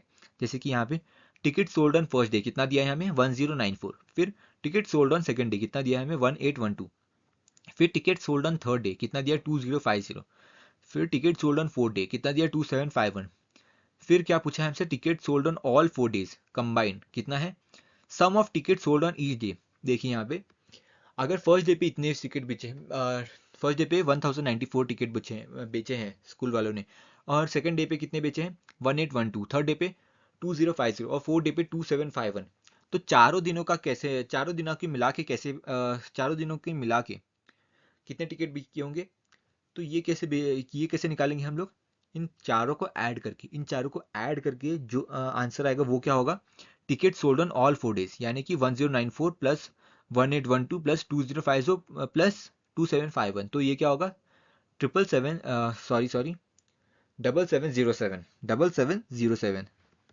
तो ये देखिए यहाँ पे फाइनल स्टेटमेंट, ये कंक्लूडिंग स्टेटमेंट लिखना बहुत जरूरी होता है इसको ऐसे क्वेश्चंस में। हमने क्या लिख दिया, therefore total ticket sold on all 4 days is 7707। बढ़ते क्वेश्चन 2 की ओर। क्वेश्चन 2 में क्या लिखा है, Shekhar is a famous cricket player. Shekhar एक फेमस क्रिकेट प्लेयर है। He has so far scored 6980 runs in test matches. उसने अब तक 6980 रन्स मार लिए हैं किसमें, टेस्ट मैच में। फिर क्या है, ही विशेस टू कंप्लीट 10,000 रन्स। उसको कितने रन्स कंप्लीट करने हैं 10,000 रन्स। तो how many more runs does he need, मतलब इस क्वेश्चन में इतना ही पूछा है हमसे कि शेखर जो कि फेमस क्रिकेट प्लेयर है, उसने अब तक 6980 टेस्ट रन्स आपने कंप्लीट कर लिए हैं, लेकिन उसको कितने करने कंप्लीट 10,000 रन्स कंप्लीट करने हैं। तो टोटल रन उसको और कितने चाहिए ताकि वो 10,000 तक पहुंच सके। देखिए यहाँ पे सोल्यूशन कैसे है हमारा, रन ही वांट्स, कितने रन चाहिए उसे 10,000, रन ही स्कोर्ड, अब तक अभी उसके पास कितने रन है 6980 रन्स नीडेड, और कितने रन चाहिए उसे 6980 से 10,000 तक जाने के लिए। तो वो कैसे निकालेंगे हम लोग, 10,000 माइनस 6,980। देखिए यहाँ पे 10,000 माइनस 6,980, तो ये कितना हो जाएगा 3020। आंसर क्या है हमारा 3020, दोनों को माइनस कर दिया हमने, सब्ट्रैक्ट कर दिया, फिर आंसर क्या है हमारा 3020। Hence Shekhar needs to score 3020 more runs. बढ़ते हैं नेक्स्ट क्वेश्चन की तरफ। नेक्स्ट क्वेश्चन क्या है हमारा, third question. In an election the successful candidate registered 5,77,500 votes and his nearest rival secured 3,48,700 votes. By what margin did the successful candidate win the election? देखिए इस question को ठीक से समझिए आप। जैसे कि इलेक्शन होता है कहीं पे भी, तो इलेक्शन में बहुत सारे लोग खड़े होते हैं, लेकिन उसमें जीतता कौन है, सिर्फ एक, जिसके पास सबसे ज़्यादा वोट होते हैं वो होता है जीतने वाला कैंडिडेट, और उसको क्या बोलते हैं हम लोग, सक्सेसफुल कैंडिडेट। तो इस क्वेश्चन में क्या दिया है कि सक्सेसफुल कैंडिडेट के पास कितने वोट हैं, 5,77,500 वोट्स है सक्सेसफुल कैंडिडेट के पास।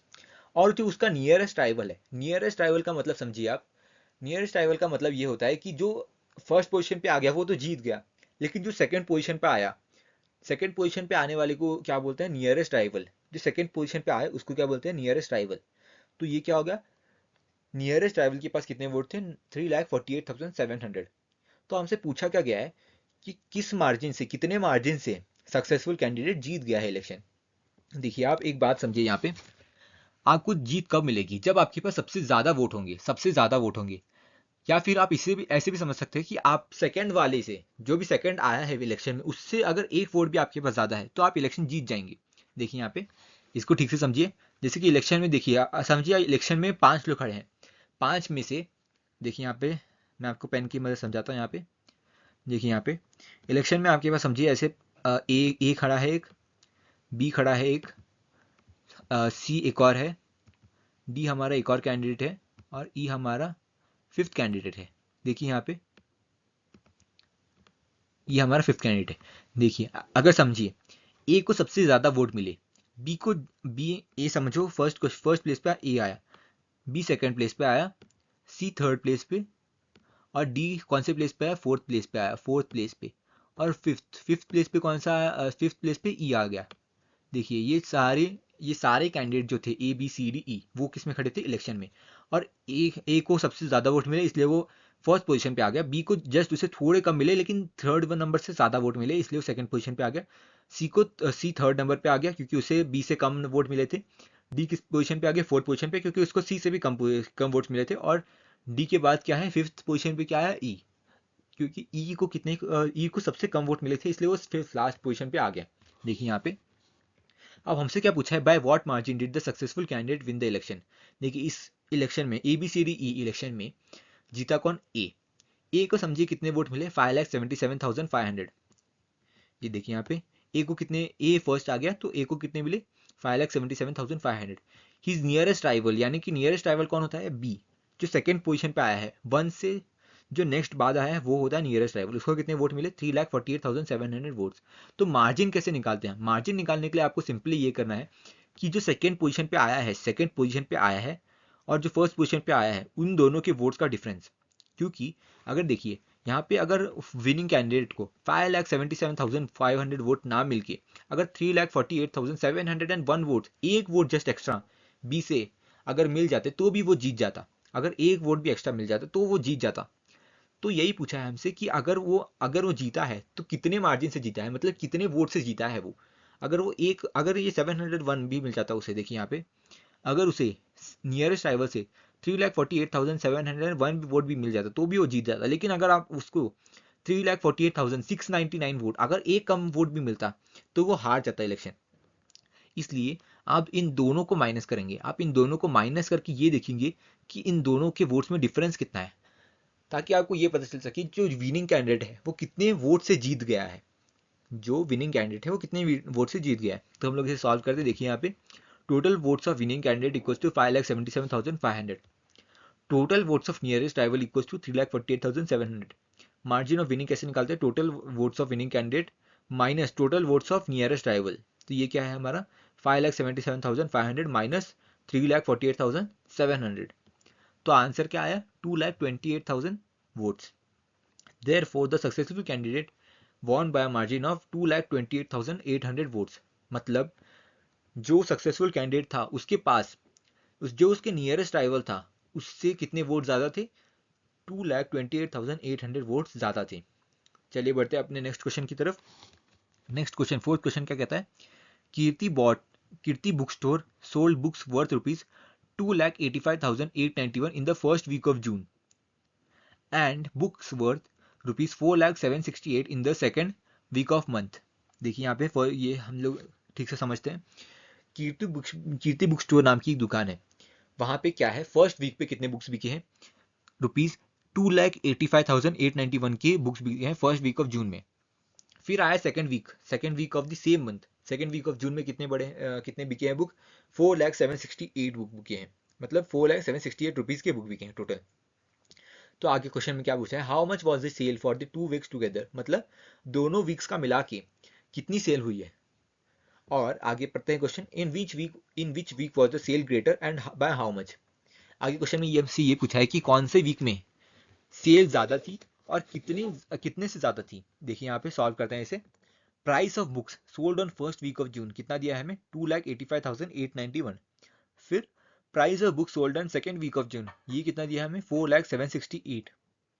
देखिए यहाँ पे sale of books of 2 weeks together, यहाँ पे हमसे पूछा था ना how much was the sale for the 2 weeks together, यहाँ पे देखिए उसका आंसर है sale of books for 2 week together is equal to price of book sold on first week of June plus price of books sold on second week of June. देखिए यहाँ पे जो first week of June में किताबें बिकी हैं उसका price plus जो सेकेंड वीक ऑफ जून में किताबें बिकी है उन दोनों को ऐड करेंगे तो क्या मिलेगा हमको, कंबाइंड प्राइस मिलेगा जितने जो हमारी सेल हुई है 2 वीक में। तो यहाँ पे हम दोनों को ऐड कर देंगे, 2,85,891 प्लस 4,768, तो हमको क्या मिलेगा, 6,86,659 रुपीज़। तो इतने की सेल हमने 2 वीक में कर ली है, जनरेट की है। अब आगे क्या पूछा है हमसे, in which week was the sale greater. देखिए यहाँ पे वीक 1 में कितनी सेल हुई थी, 2,85,891, वीक 2 में कितनी हुई थी, 4,768। अब देखिए यहाँ पे हमको क्या करना है, हमको कौन सा किस में बड़ी कौन सा नंबर बड़ा है वो देखना है बस। यहाँ पे देखिए यहाँ पे हमने वन शॉट वीडियो में क्या कहा था, इसमें दो रूल होते हैं। सबसे पहला रूल जो बोलता है वो कहता है कि जिसका भी डिजिट बड़ा हो, जिसके भी डिजिट बड़े हो वो बड़ा नंबर हो जाता है। जैसे कि यहाँ पे देखिए 1 2 3 4 5 6, यहाँ पे कितने डिजिट है, 6 डिजिट है। यहाँ पे कितना 1 2 3 4 5 6, इसमें भी 6 डिजिट है। तो सेकंड रूल पे जाएंगे। सेकंड रूल क्या कहता है कि अगर दोनों नंबर्स में total number of digit same हो तो हमको क्या करना है, लेफ्ट हैंड साइड से शुरू करना है और वन बाय वन करके कंपैरिजन करना है। जिसके बड़े नंबर होंगे, जिसके पास बड़े नंबर होंगे वो जीत जाएगा और वो बड़ा हो जाएगा। जैसे कि यहाँ पे देखिए हम लोग अब दोनों में 6 डिजिट है, तो हम लोग क्या करेंगे, सेकंड रूल पे जाएंगे। सेकंड रूल क्या कहता है कि आप लेफ्ट हैंड साइड से शुरू कीजिए और लेफ्ट हैंड साइड वाले नंबर्स को एक एक करके कंपेयर कीजिए। जैसे कि यहाँ पे 2 और 4 को कंपेयर कीजिए, क्योंकि वो दोनों लेफ्ट हैंड साइड पे आते हैं अपने नंबर्स के। देखिए यहाँ पे 2 और 4 को कंपेयर कीजिए। 2 और 4 में सबसे बड़ा कौन सा है, 2 और 4 में बड़ा है 4।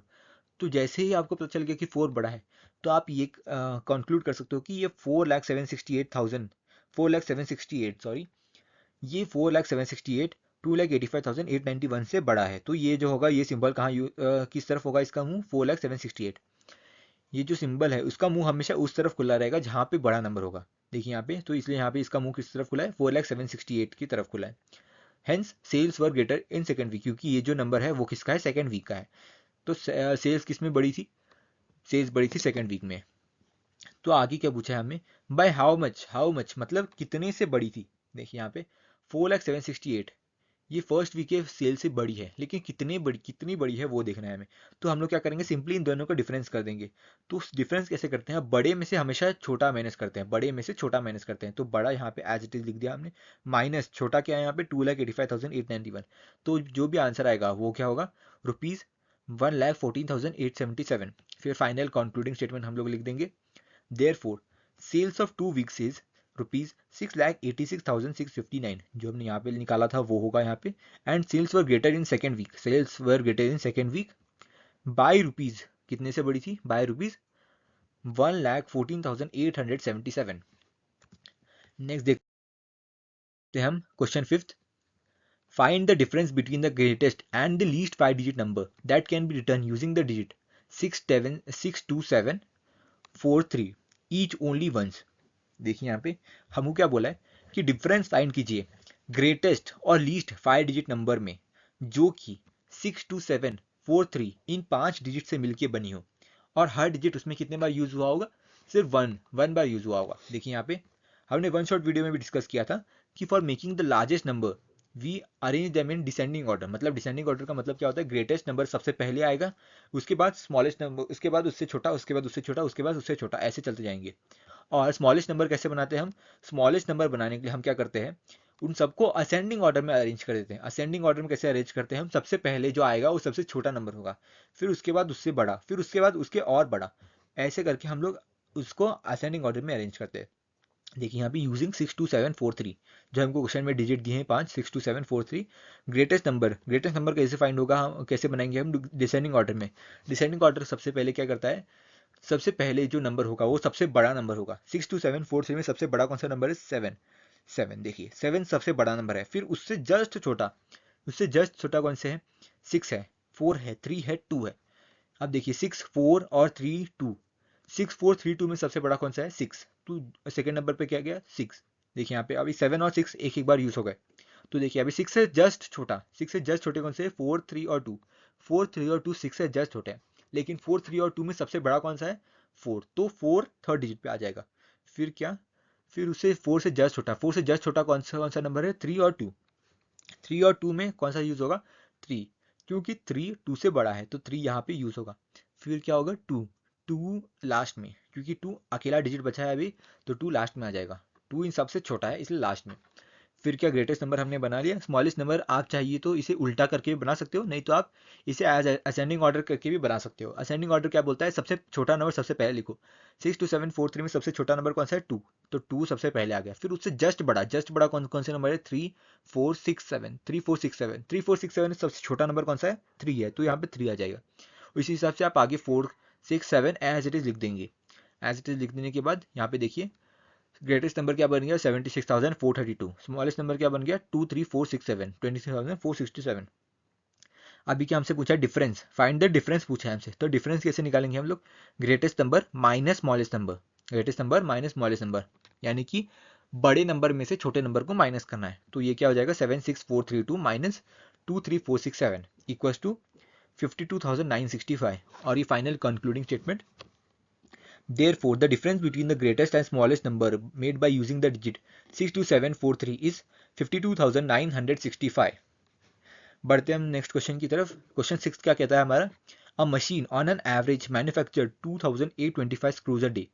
इसका मतलब समझिए कि एक मशीन है, समझिए फैक्ट्री है, उस फैक्ट्री में एक मशीन है, वो मशीन क्या करता है, हर रोज 2825 स्क्रूज बनाता है। हर रोज कितने स्क्रूज बनाता है, 2825 स्क्रूज बनाता है।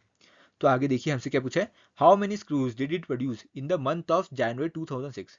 हमसे क्या पूछा है कि जनवरी 2006 पूरे महीने में उसने कितने स्क्रू बनाए।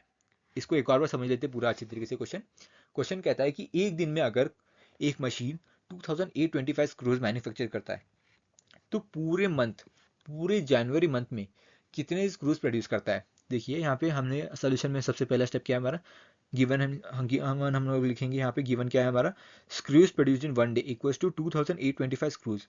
फिर क्या है, डेज इन जनवरी 2006। देखिए जनवरी 2006 की हो, 7 की हो, 8 की हो, या फिर 2024 की क्यों ना हो, डेज जनवरी कितने रहेंगे, फिक्स रहेंगे 31 जनवरी में फिक्स रहेंगे डेज। तो डेज इन जनवरी कितना हो गया 31। फिर क्या है, स्क्रूज प्रोड्यूस इन जनवरी, देखिए 31 डेज है, हर रोज कितना प्रोड्यूस करते हैं 2825। तो आप इसे एज इट इज, तो आप इसे कैसे लिख सकते हैं, 2825 प्लस 2825 प्लस 2825, इसको 31 टाइम्स को आपको करना पड़ेगा। इससे सिंपली आप, नहीं तो आप इसे सिंपली ऐसे भी कर सकते हैं कि 31 इंटू 2825, वो भी सेम आंसर देगा जो 2825 को आप 31 टाइम्स ऐड करके दोगे। तो यहाँ पे क्या है, screws produce in January equals to days in January multiplied by screws produce in one day. तो ये क्या दे रहा है हमें, 31 मल्टीप्लाइड बाय 2825 जो कि है 87,575 screws. Therefore the total screws produced in January is 87,575। देखते हैं हम नेक्स्ट क्वेश्चन की तरफ। नेक्स्ट क्वेश्चन क्या है हमारा, a merchant had rupees 78,592 with her. ये समझिए यहाँ पे एक मर्चेंट है, उसके पास कितने रुपीज है, 78,592 रुपीज है। आगे पढ़ते हैं, she placed an order for purchasing 40 radio sets at rupees 1200 each. मतलब उसके पास जितने पैसे थे, देखिए उसके पास कितने पैसे थे, 78,592। उसने क्या किया, उसने यूज किया उन पैसों को और कितने रेडियो सेट ऑर्डर कर लिए, 40 रेडियो सेट ऑर्डर कर लिए। और एक रेडियो सेट का प्राइस क्या था, 1200 ईच, मतलब हर एक रेडियो सेट का प्राइस है 1200। तो आगे पढ़ते हैं, क्वेश्चन में आगे क्या दिया है हमें, how much money will remain with her after the purchase. मतलब अगर उसने जो परचेज किया है 40 रेडियो सेट्स, उसमें पैसे खर्च करने के बाद उसके पास हाथ में कितने और पैसे बचेंगे। देखिए यहाँ पे इसे सॉल्व करते हैं। टोटल मनी विथ मर्चेंट कितना दिया है हमें, 78,592। फिर देखिए number of radio sets order equals to कितना दिया है हमें, 40। तो प्राइस ऑफ वन रेडियो कितना दिया है हमें, rupees 1200। Price of one radio कितना दिया है, 1200। फिर क्या है, हमने क्या लिखा है यहाँ पे, टोटल मनी स्पेंट, मतलब टोटल उसने कितना रुपए खर्च कर दिया, उसने कितने पैसे खर्च कर दिए रेडियो पे। तो वो कैसे निकालेंगे हम लोग, price of one radio, multiplied by 40, यानी कि प्राइस ऑफ 40 रेडियो। अगर वो एक रेडियो खरीदती तो वो कितना स्पेंड करती, 1200 रुपए। दो करती तो कितना करती, 1200 प्लस 1200। थ्री करती तो 1200 प्लस 1200 प्लस 1200। तो 40 रेडियो पे उसने कितने खर्च किए, 1200 इंटू 40 इंटू 1200, जो कि आएगा 48,000। तो मनी कितना रिमेनिंग होगा उसके पास, टोटल मनी जो उसके पास पहले था 78,592 माइनस जो उसने खर्च कर दिए, तो वो कितना है 48,000। तो हम इसे माइनस कर देंगे, 78,592 माइनस 48,000, ये कितना हो जाएगा, रुपीज 30,592। फिर हम लोग ये कंक्लूडिंग स्टेटमेंट लिखेंगे, therefore merchant is left with rupees 30,592 after purchase. फिर देखिए हमारा 8th question, a student multiplied 7236 by 65 instead of multiplying by 56। ये देखिए यहाँ पे फुल स्टॉप है, तो पहले इस स्टेटमेंट को पूरा अच्छे तरीके से समझेंगे हम। एक स्टूडेंट है, उसने क्या कर दिया, जल्दीबाजी में किया होगा या तो मिस्टेकनली किया होगा, 7236 को किससे मल्टीप्लाई कर दिया उसने, 65 से, जबकि उसे करना था 56 से। तो आगे पढ़ते हैं question, bye how much was his answer greater than the correct answer. देखिए यहाँ पे हमसे क्या पूछा है कि जो उसका आंसर उसे मिला 7236 को मल्टीप्लाई करने पे 65 से, वो 56 से अगर मल्टीप्लाई करता तो उससे कितना बड़ा है। देखिए आपको ये कैसे पता चल रहा है कि ये जो नंबर है, ये जो नंबर आएगा इसको मल्टीप्लाई करने से, वो अगर आप 7236 को 56 से मल्टीप्लाई करोगे तो उससे बड़ा ही होगा। ये ऐसे होगा क्योंकि 7236 को आप 65 से मल्टीप्लाई कर रहे हो और 56 से मल्टीप्लाई कर रहे हो। 7236 तो कांस्टेंट है वहाँ पे, लेकिन यहाँ पे 65 और 56 में बड़ा कौन सा है, 65। तो जो बड़े से मल्टीप्लाई करोगे, दो बड़े नंबर को मल्टीप्लाई करोगे तो तीसरा आपको जो नंबर मिलेगा वो भी बड़ा ही होगा। और इस केस में 56 65 से छोटा है, तो इन दोनों को मल्टीप्लाई करने के बाद जो नंबर आएगा वो इन दोनों को मल्टीप्लाई करने से छोटा ही होगा हमेशा। तो देखिए यहाँ पे स्टूडेंट का आंसर जो आया होगा वो दोनों को मल्टीप्लाई करने पे आया होगा, 7236 को और 65 को मल्टीप्लाई करने पे आया होगा। तो वो कितना आया होगा, 47,430 सॉरी 4,70,340। और जो करेक्ट आंसर है, करेक्ट आंसर क्या है, 7236 मल्टीप्लाई किससे करना चाहिए था हमें, 56 से मल्टीप्लाई करना चाहिए था। तो आंसर क्या आता है हमारा, 4,05,216। तो अब इसमें पूछा है हमसे कि जो आंसर आया है वो करेक्ट आंसर से कितना बड़ा है। तो हम लोग क्या करेंगे, सिंपली इन दोनों को माइनस कर देंगे। तो डिफरेंस कैसे निकालेंगे हम लोग, student answer minus correct answer. Student answer कितना था, 4,70,340 माइनस 4,05,216। तो आंसर क्या हो जाएगा हमारा, 65,124। तो यहाँ पे final concluding statement, hence students answer is greater than the correct answer by 65,124। अब देखिए यहाँ पे नेक्स्ट क्वेश्चन क्या है हमारा। नेक्स्ट क्वेश्चन है, to stitch a shirt, to stitch a shirt 2 metre 15 centimetre cloth is needed. Out of 40 meter cloth, how many shirts can be stitched and how much cloth will remain? ये समझते हैं question. To stitch a shirt, यानी कि एक shirt सिलाने के लिए हमें कितना क्लोथ चाहिए, हमें क्लोथ चाहिए 2 मीटर 15 सेंटीमीटर, और हमारे पास कितने हैं अभी, 40 मीटर क्लोथ है। तो हमसे पूछा है कि 40 मीटर क्लोथ में कितने सारे शर्ट बनेंगे और कितना कपड़ा बच जाएगा शर्ट बनने के बाद। तो यहाँ पे देखिए cloth needed for one shirt कितना है, 2 मीटर 15 सेंटीमीटर। अब देखिए यहाँ पे डिफरेंस देखिए आप, यहाँ पे 2 के पास क्या है, 2 के पास कौन सा यूनिट है, मीटर, और 15 के पास कौन सा यूनिट है, सेंटीमीटर। तो आप या तो दोनों को मीटर में कन्वर्ट कर लीजिए, या तो आप दोनों को सेंटीमीटर में कन्वर्ट कर लीजिए। तो हम लोग क्या करेंगे, इन दोनों को सेंटीमीटर में कन्वर्ट कर लेंगे। देखिए यहाँ पे मीटर को सेंटीमीटर में कैसे कन्वर्ट करते हैं, 1 मीटर कितना होता है, 100 सेंटीमीटर। तो 1 मीटर 100 सेंटीमीटर होता है, तो 2 मीटर कितना होगा, 2 इंटू 100 सेंटीमीटर, यानी कि 200 सेंटीमीटर।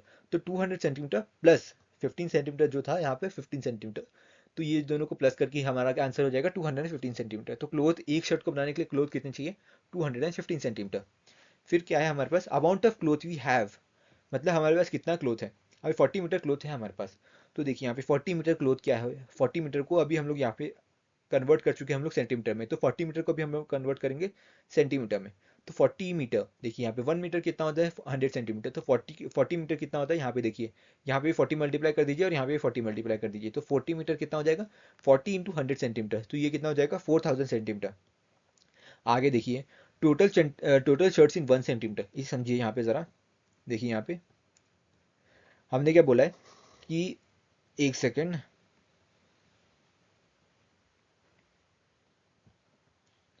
ये देखिए हमारा क्या है, एक शर्ट के लिए हमको कितना चाहिए, एक शर्ट के लिए हमको चाहिए एक शर्ट के लिए हमको चाहिए 215 centimetre cloth, 215 centimetre 215 centimetre 215 centimetre cloth चाहिए, 215 सेंटीमीटर।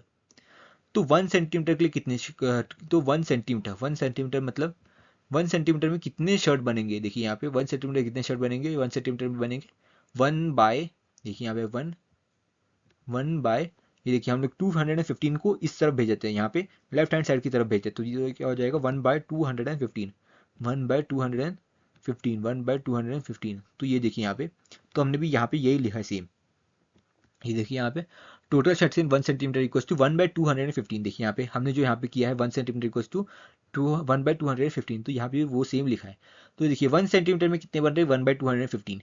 तो टोटल शर्ट्स इन कितने, 4000 सेंटीमीटर। यहाँ पे देखिए 4000 सेंटीमीटर मतलब 40 मीटर, उसमें कितने बनेंगे, 4000 इंटू 1/215। देखिए यहाँ पे 1 सेंटीमीटर में 1/215, तो 4000 सेंटीमीटर में हमको निकालना है। तो हम लोग क्या करेंगे, सिंपली 1/215 से हम उसको 4000 को माइनस कर देंगे, मल्टीप्लाई कर देंगे। तो हमारा आंसर जो आएगा वो हो जाएगा 18.604। लेकिन जो ये 60.604 है, वो जो सिग्निफाई कर रहा है वो शर्ट सिग्निफाई नहीं कर रहा, वो क्या सिग्निफाई कर रहा है कि हमारे पास कितने क्लोथ बचे हैं। क्योंकि आप देखिए शर्ट्स कभी भी ऐसा नहीं होता कि शर्ट या तो पूरा होता है या तो बिल्कुल नहीं होता। देखिए आप कभी भी शर्ट लेने जाते हैं तो आप बोलते हैं कि मुझे एक शर्ट दे दो, एक शर्ट दे दो, दो शर्ट दे दो। आप कभी ये नहीं बोलते कि मुझे 2.5 शर्ट दे दो, मुझे 3.5 शर्ट दे दो। क्योंकि अगर आप 3.5 शर्ट बोलोगे तो वो 3 शर्ट देगा और आपको एक शर्ट आधा बीच में से काट के देगा, तो इसका कोई यूज़ नहीं है। तो ये जो है 18.604, ये जो 18 है और पॉइंट के बाद जो भी नंबर है वो क्या है, बचा हुआ क्लोथ है। और 18 जो है वो शर्ट्स है। तो ये आंसर क्या हो जाएगा, टोटल शर्ट्स इन 4000 सेंटीमीटर, वो क्या हो जाएगा 18 शर्ट्स। और जो रिमेनिंग क्लोथ है, रिमेनिंग क्लोथ कितना होगा हमारा 0.604, ये जो है 0.604 मल्टीप्लाइड बाय 215, क्योंकि ये जो देखिए यहाँ पे हमारे पास कितना शर्ट बना, ये 0.604 शर्ट बना हमारे पास यहाँ पे। तो हमको और इसको एक शर्ट को बनाने के लिए कितना कपड़ा लगता है, हमको 215 सेंटीमीटर लगा है। तो 0.0604 शर्ट को बनाने के लिए कितना कपड़ा लगेगा, ये मल्टीप्लाई कर देंगे हम लोग 215 से। तो हमारा आंसर क्या हो जाएगा 129.86 सेंटीमीटर। तो हमारा यहाँ पे फाइनल कंक्लूडिंग स्टेटमेंट क्या होगा, therefore 18 shirts can be made of 4000 centimetre cloth with 129.86 centimetre cloth remaining. यहाँ पे 129.86 सेंटीमीटर क्लोथ बच जाएगा। अब देखिए यहाँ पे 10th क्वेश्चन देखते हैं हम लोग। Medicine is packed in boxes each weighing 4 kilogram 500 gram. How many such boxes can be loaded in a van which cannot carry beyond 800 kg। यहाँ पे क्या दिया है हमें कि एक बॉक्स है, मेडिसिन की बॉक्स है, जिसका वेट क्या है, हर एक बॉक्स का वेट है 4 kg 500 ग्राम, 4 kg 500 ग्राम। फिर क्या दिया है हमें, हाउ मेनी सच बॉक्सेस, कितने ऐसे बॉक्सेस है जो कि एक वैन में, जो कि जिसका कैपेसिटी है कि वो कितने बॉक्सेस उठा सकता है, 800 kg तक के बॉक्स उठा सकता है। तो ऐसे कितने 4.5 kg के हम लोग बॉक्सेस हम लोग उस वैन में डाल सकते हैं, ये हमसे पूछा है क्वेश्चन में। तो देखिए यहाँ पे वेट ऑफ वन बॉक्स कितना दिया है हमें, 4 kg 500 ग्राम। यानी कि आप ये देखिए यहाँ पे डिफरेंस देखिए, केजी और ग्राम, केजी और ग्राम में क्या डिफरेंस है, दोनों यूनिट अलग अलग है। तो हम लोग या तो इसे केजी में कन्वर्ट कर लेंगे पूरी तरीके से, या तो हम लोग इसे ग्राम में कन्वर्ट कर लेंगे। तो हम लोग इसे ग्राम में कन्वर्ट करते हैं। देखिए यहाँ पे केजी को ग्राम में कैसे कन्वर्ट करते हैं, 1 kg इक्वल्स टू कितना ग्राम होता है, 1000 ग्राम्स होता है। तो 1 kg इक्वल्स टू 1000 ग्राम। तो 4 kg कितना होगा, 4 इंटू 1000 यानी कि 4000 ग्राम्स। तो 4000 प्लस 500 ग्राम, ये कितना हो जाएगा 4500 ग्राम। फिर देखिए यहाँ पे carrying strength of van, carrying strength कितना कैरी कर सकता है, वो 800 kg कैरी कर सकता है। तो 800 kg, ये देखिए यहाँ पे हमने ग्राम केजी को ग्राम में कन्वर्ट कर लिया, तो यहाँ पे हम लोग को केजी को ग्राम में ही कन्वर्ट करना पड़ेगा। देखिए यहाँ पे 1 kg कितना होता है 1000 ग्राम। तो 800 kg कितना होगा, 800 इंटू 1000, तो ये कितना हो जाएगा 800,000 यानी कि 8 लाख ग्राम्स, 8 लाख ग्राम्स वो उठा सकता है। तो देखिए यहाँ पे total boxes to be loaded, मतलब कितने बॉक्स वो वैन में लोड कर सकते हैं हम, वो कैसे निकलेगा, total carrying strength of van, कितना कैरी कर सकता है वैन, डिवाइडेड बाय 4500 ग्राम, जो कि वेट ऑफ वन बॉक्स है। तो हम लोग इन दोनों को डिवाइड कर देंगे। कभी भी आपको ये फाइंड करना है कि कितने बॉक्सेस या कितना सामान कितने में लोड किया जा सकता है। तो जो बड़ा नंबर है उसको ऊपर लिख दो, डिवाइड कर दो छोटे नंबर से। तो आप देखिए यहाँ पे 8 लाख बड़ा नंबर हो गया, डिवाइडेड बाय 4500, तो ये क्या हो जाएगा 177.78। लेकिन ये जो 78 है, ये 0.78 है, वो सिग्निफाई कुछ नहीं कर रहा, वो कोई बॉक्स सिग्निफाई नहीं करेगा, क्योंकि ये जो है ये रिमेनिंग स्पेस खाली रह जाएगी। क्योंकि या तो बॉक्स वन चढ़ेगा या तो कोई बॉक्स नहीं चढ़ेगा, आप 0.78% बॉक्स काट के नहीं चढ़ा सकते। तो ये जो हो जाएगा वो हो जाएगा 177 बॉक्सेस। तो यहाँ पे फाइनल कंक्लूडिंग स्टेटमेंट क्या होगी, hence 177 boxes can be load in the van. बढ़ते हैं नेक्स्ट क्वेश्चन की तरफ। नेक्स्ट क्वेश्चन क्या है हमारा 11th question, the distance between the school and the student house is 1 kilometre 875 metre. Every day she walks both the ways, find the total distance covered by her in 6 days. इस question को आप ध्यान से समझिए। देखिए यहाँ पे एक लड़की है, एक लड़की है, उसके स्कूल का, उसका स्कूल है यहाँ पर, उसका स्कूल है यहाँ पर, और उसका घर है यहाँ पे, उसका घर है, हाउस है यहाँ पे, हाउस हो गया यहाँ पे। तो उसके घर से लेके वो देखिए यहाँ पे उसके घर से लेके उसके स्कूल तक का डिस्टेंस क्या है 1 किलोमीटर 875 मीटर। तो एक बार वो जाएगी यहाँ से, वो हाउस से निकली और स्कूल पे पहुंची, फिर वो स्कूल से निकल के हाउस भी वापस आएगी। देखिए यहाँ पे स्कूल शुरू होगी सुबह, तो वो घर से निकली 1 किलोमीटर 875 मीटर ट्रैवल करके स्कूल पहुंची। फिर दोपहर को उसकी स्कूल छूट गई, फिर वो स्कूल से हाउस आई कितना ट्रैवल करके 1 किलोमीटर 875 मीटर। तो एक दिन में उसने कितना ट्रैवल कर लिया, एक दिन में उसने ट्रैवल कर लिया 1 kilometre 875 metre plus 1 kilometre 875 metre. ऐसे करके उसने एक दिन में कितना ट्रैवल कर लिया, दोनों को ऐड कर देंगे। फिर क्या हमसे पूछा है, हमसे क्या पूछा है यहाँ पे, find the total distance covered by her in 6 days. तो ऐसे करके वो टोटल 6 डेज में कितना किलोमीटर चली है वो हमको बताना है। तो यहाँ पे देखिए, distance between students house and school is equal to 1 kilometre 875 metre. यहाँ पे देखिए, वापस से देखिए, यहाँ पे कॉन्सेंट्रेट कीजिए, दोनों की यूनिट क्या है, अलग अलग है। यहाँ पे किलोमीटर में है, यहाँ पे मीटर में है, तो दोनों को या तो मीटर में कन्वर्ट कर लीजिए या तो किलोमीटर में कन्वर्ट कर लीजिए। तो हम लोग क्या करेंगे, हम लोग 1 किलोमीटर को मीटर में कन्वर्ट करेंगे। तो 1 किलोमीटर क्या होता है, कितने मीटर होता है, 1000 मीटर। तो 1000 प्लस 875, तो हमारा आंसर क्या हो जाएगा, 1875 मीटर। तो देखिए, टोटल डिस्टेंस इन 1 डे, मतलब टोटल डिस्टेंस 1 डे में कितना कर होता है, तो जाने के लिए 1875 मीटर और आने के लिए 1875 मीटर। तो दोनों को हमने ऐड कर दिया, तो हमारा आंसर क्या आ गया, 3750 मीटर गोइंग प्लस कमिंग। फिर क्या लिखा, total distance covered in 6 days, 6 days में कितना कवर करती है, total distance covered in 1 day multiplied by 6। तो ये क्या हो जाएगा, 3750 मल्टीप्लाइड बाय 6, तो ये कितना हो जाएगा, 22,500 मीटर। हमारा फाइनल कंक्लूडिंग स्टेटमेंट कैसे लिखेंगे हम लोग, hence total distance travelled in 6 days is 22,500 metre और 22.5 किलोमीटर। ये देखिए, यहाँ पे मीटर को किलोमीटर में कैसे कन्वर्ट करते हैं, जस्ट हम लोग क्या करते हैं, 1000 से डिवाइड कर देते हैं। हम लोग इसको 1000 से डिवाइड करेंगे तो हमारा आंसर क्या हो जाएगा, 22.5 किलोमीटर हो जाएगा। हमारा लास्ट क्वेश्चन है इस एक्सरसाइज का, वो है कहता है, a vessel has 4 liters and 500 ml of curd. In how many glasses each of 25 ml capacity can it be filled? देखिए यहाँ पे ये क्वेश्चन भी 10th क्वेश्चन की तरह ही है। इसमें क्या दिया है हमें, एक वेसल है, उसमें कितना लीटर कर्ड है, उसमें है 4 लीटर 500 ml कर्ड। देखिए यहाँ पे टोटल कर्ड इन वेसल कितना है, 4 लीटर 500 ml, यानी कि अब देखिए इसमें भी यूनिट अलग अलग है, इसमें एक लीटर है, एक में ml है, तो दोनों को सेम यूनिट पे लेके आना है। तो हम लोग क्या करेंगे, लीटर्स को ml में कन्वर्ट कर देंगे। तो 1 लीटर कितना होता है, 4000 ml, सॉरी 1 लीटर होता है 1000 ml, तो 4 लीटर्स कितने हो जाएंगे, 4000 ml। तो 4000 प्लस 500, तो ये कितना हो जाएगा, 4500 ml। फिर क्या दिया है हमें, capacity of glass, capacity of glass कितना है, 25 ml, यानी कि एक ग्लास में कितना फिल हो सकता है, 25 ml। तो नंबर ऑफ ग्लासेस रिक्वायर्ड, मतलब कितने ऐसे ग्लासेस रिक्वायर्ड होंगे हमें, ताकि हम लोग कितना 4500 ml पूरे पूरे कर्ड को हम लोग ग्लास में फिल कर सके। तो ये कितना होगा, number of glass required equals to total curd in vessel, total curd in vessel divide by capacity of glass, total curd in vessel divide by capacity of glass. देखिए यहाँ पे हमने क्या बोला था, जो बड़ा नंबर होगा उसको ऊपर लिख दीजिए, डिवाइड कर दीजिए छोटे नंबर से। छोटे नंबर क्या है यहाँ पे 25, बड़ा नंबर क्या है 4500। दोनों को डिवाइड कर दिया हमने, आंसर क्या हो जाएगा 180, यानी कि total 180 glasses can be filled with a from 4 litres 500 ml curd, यानी कि 180 ग्लासेस फिल हो सकते हैं, जिसकी कैपेसिटी क्या होगी 25 ml, कितने कर्ड से, 4 लीटर 500 ml कर्ड से इतने ग्लासेस फिल हो सकते हैं। अब देखिए, इसके आगे जो एक्सरसाइज है वो अकॉर्डिंग टू योर सिलेबस वो डिलीटेड है, इसलिए हमने वो कवर नहीं किए। अगर आपको वो एक्सरसाइज भी करनी है तो आप हमें प्लीज़ कमेंट में बता दीजिएगा, हम उस एक्सरसाइज को भी सॉल्व करके एक वीडियो बना देंगे। और अगर आपको इस वीडियो में कुछ भी समझ में ना आया हो तो आप प्लीज़ कमेंट लिख दीजिएगा। आई विल मेक श्योर कि आप मैं उस कमेंट को रिप्लाई करूँ। Thank you.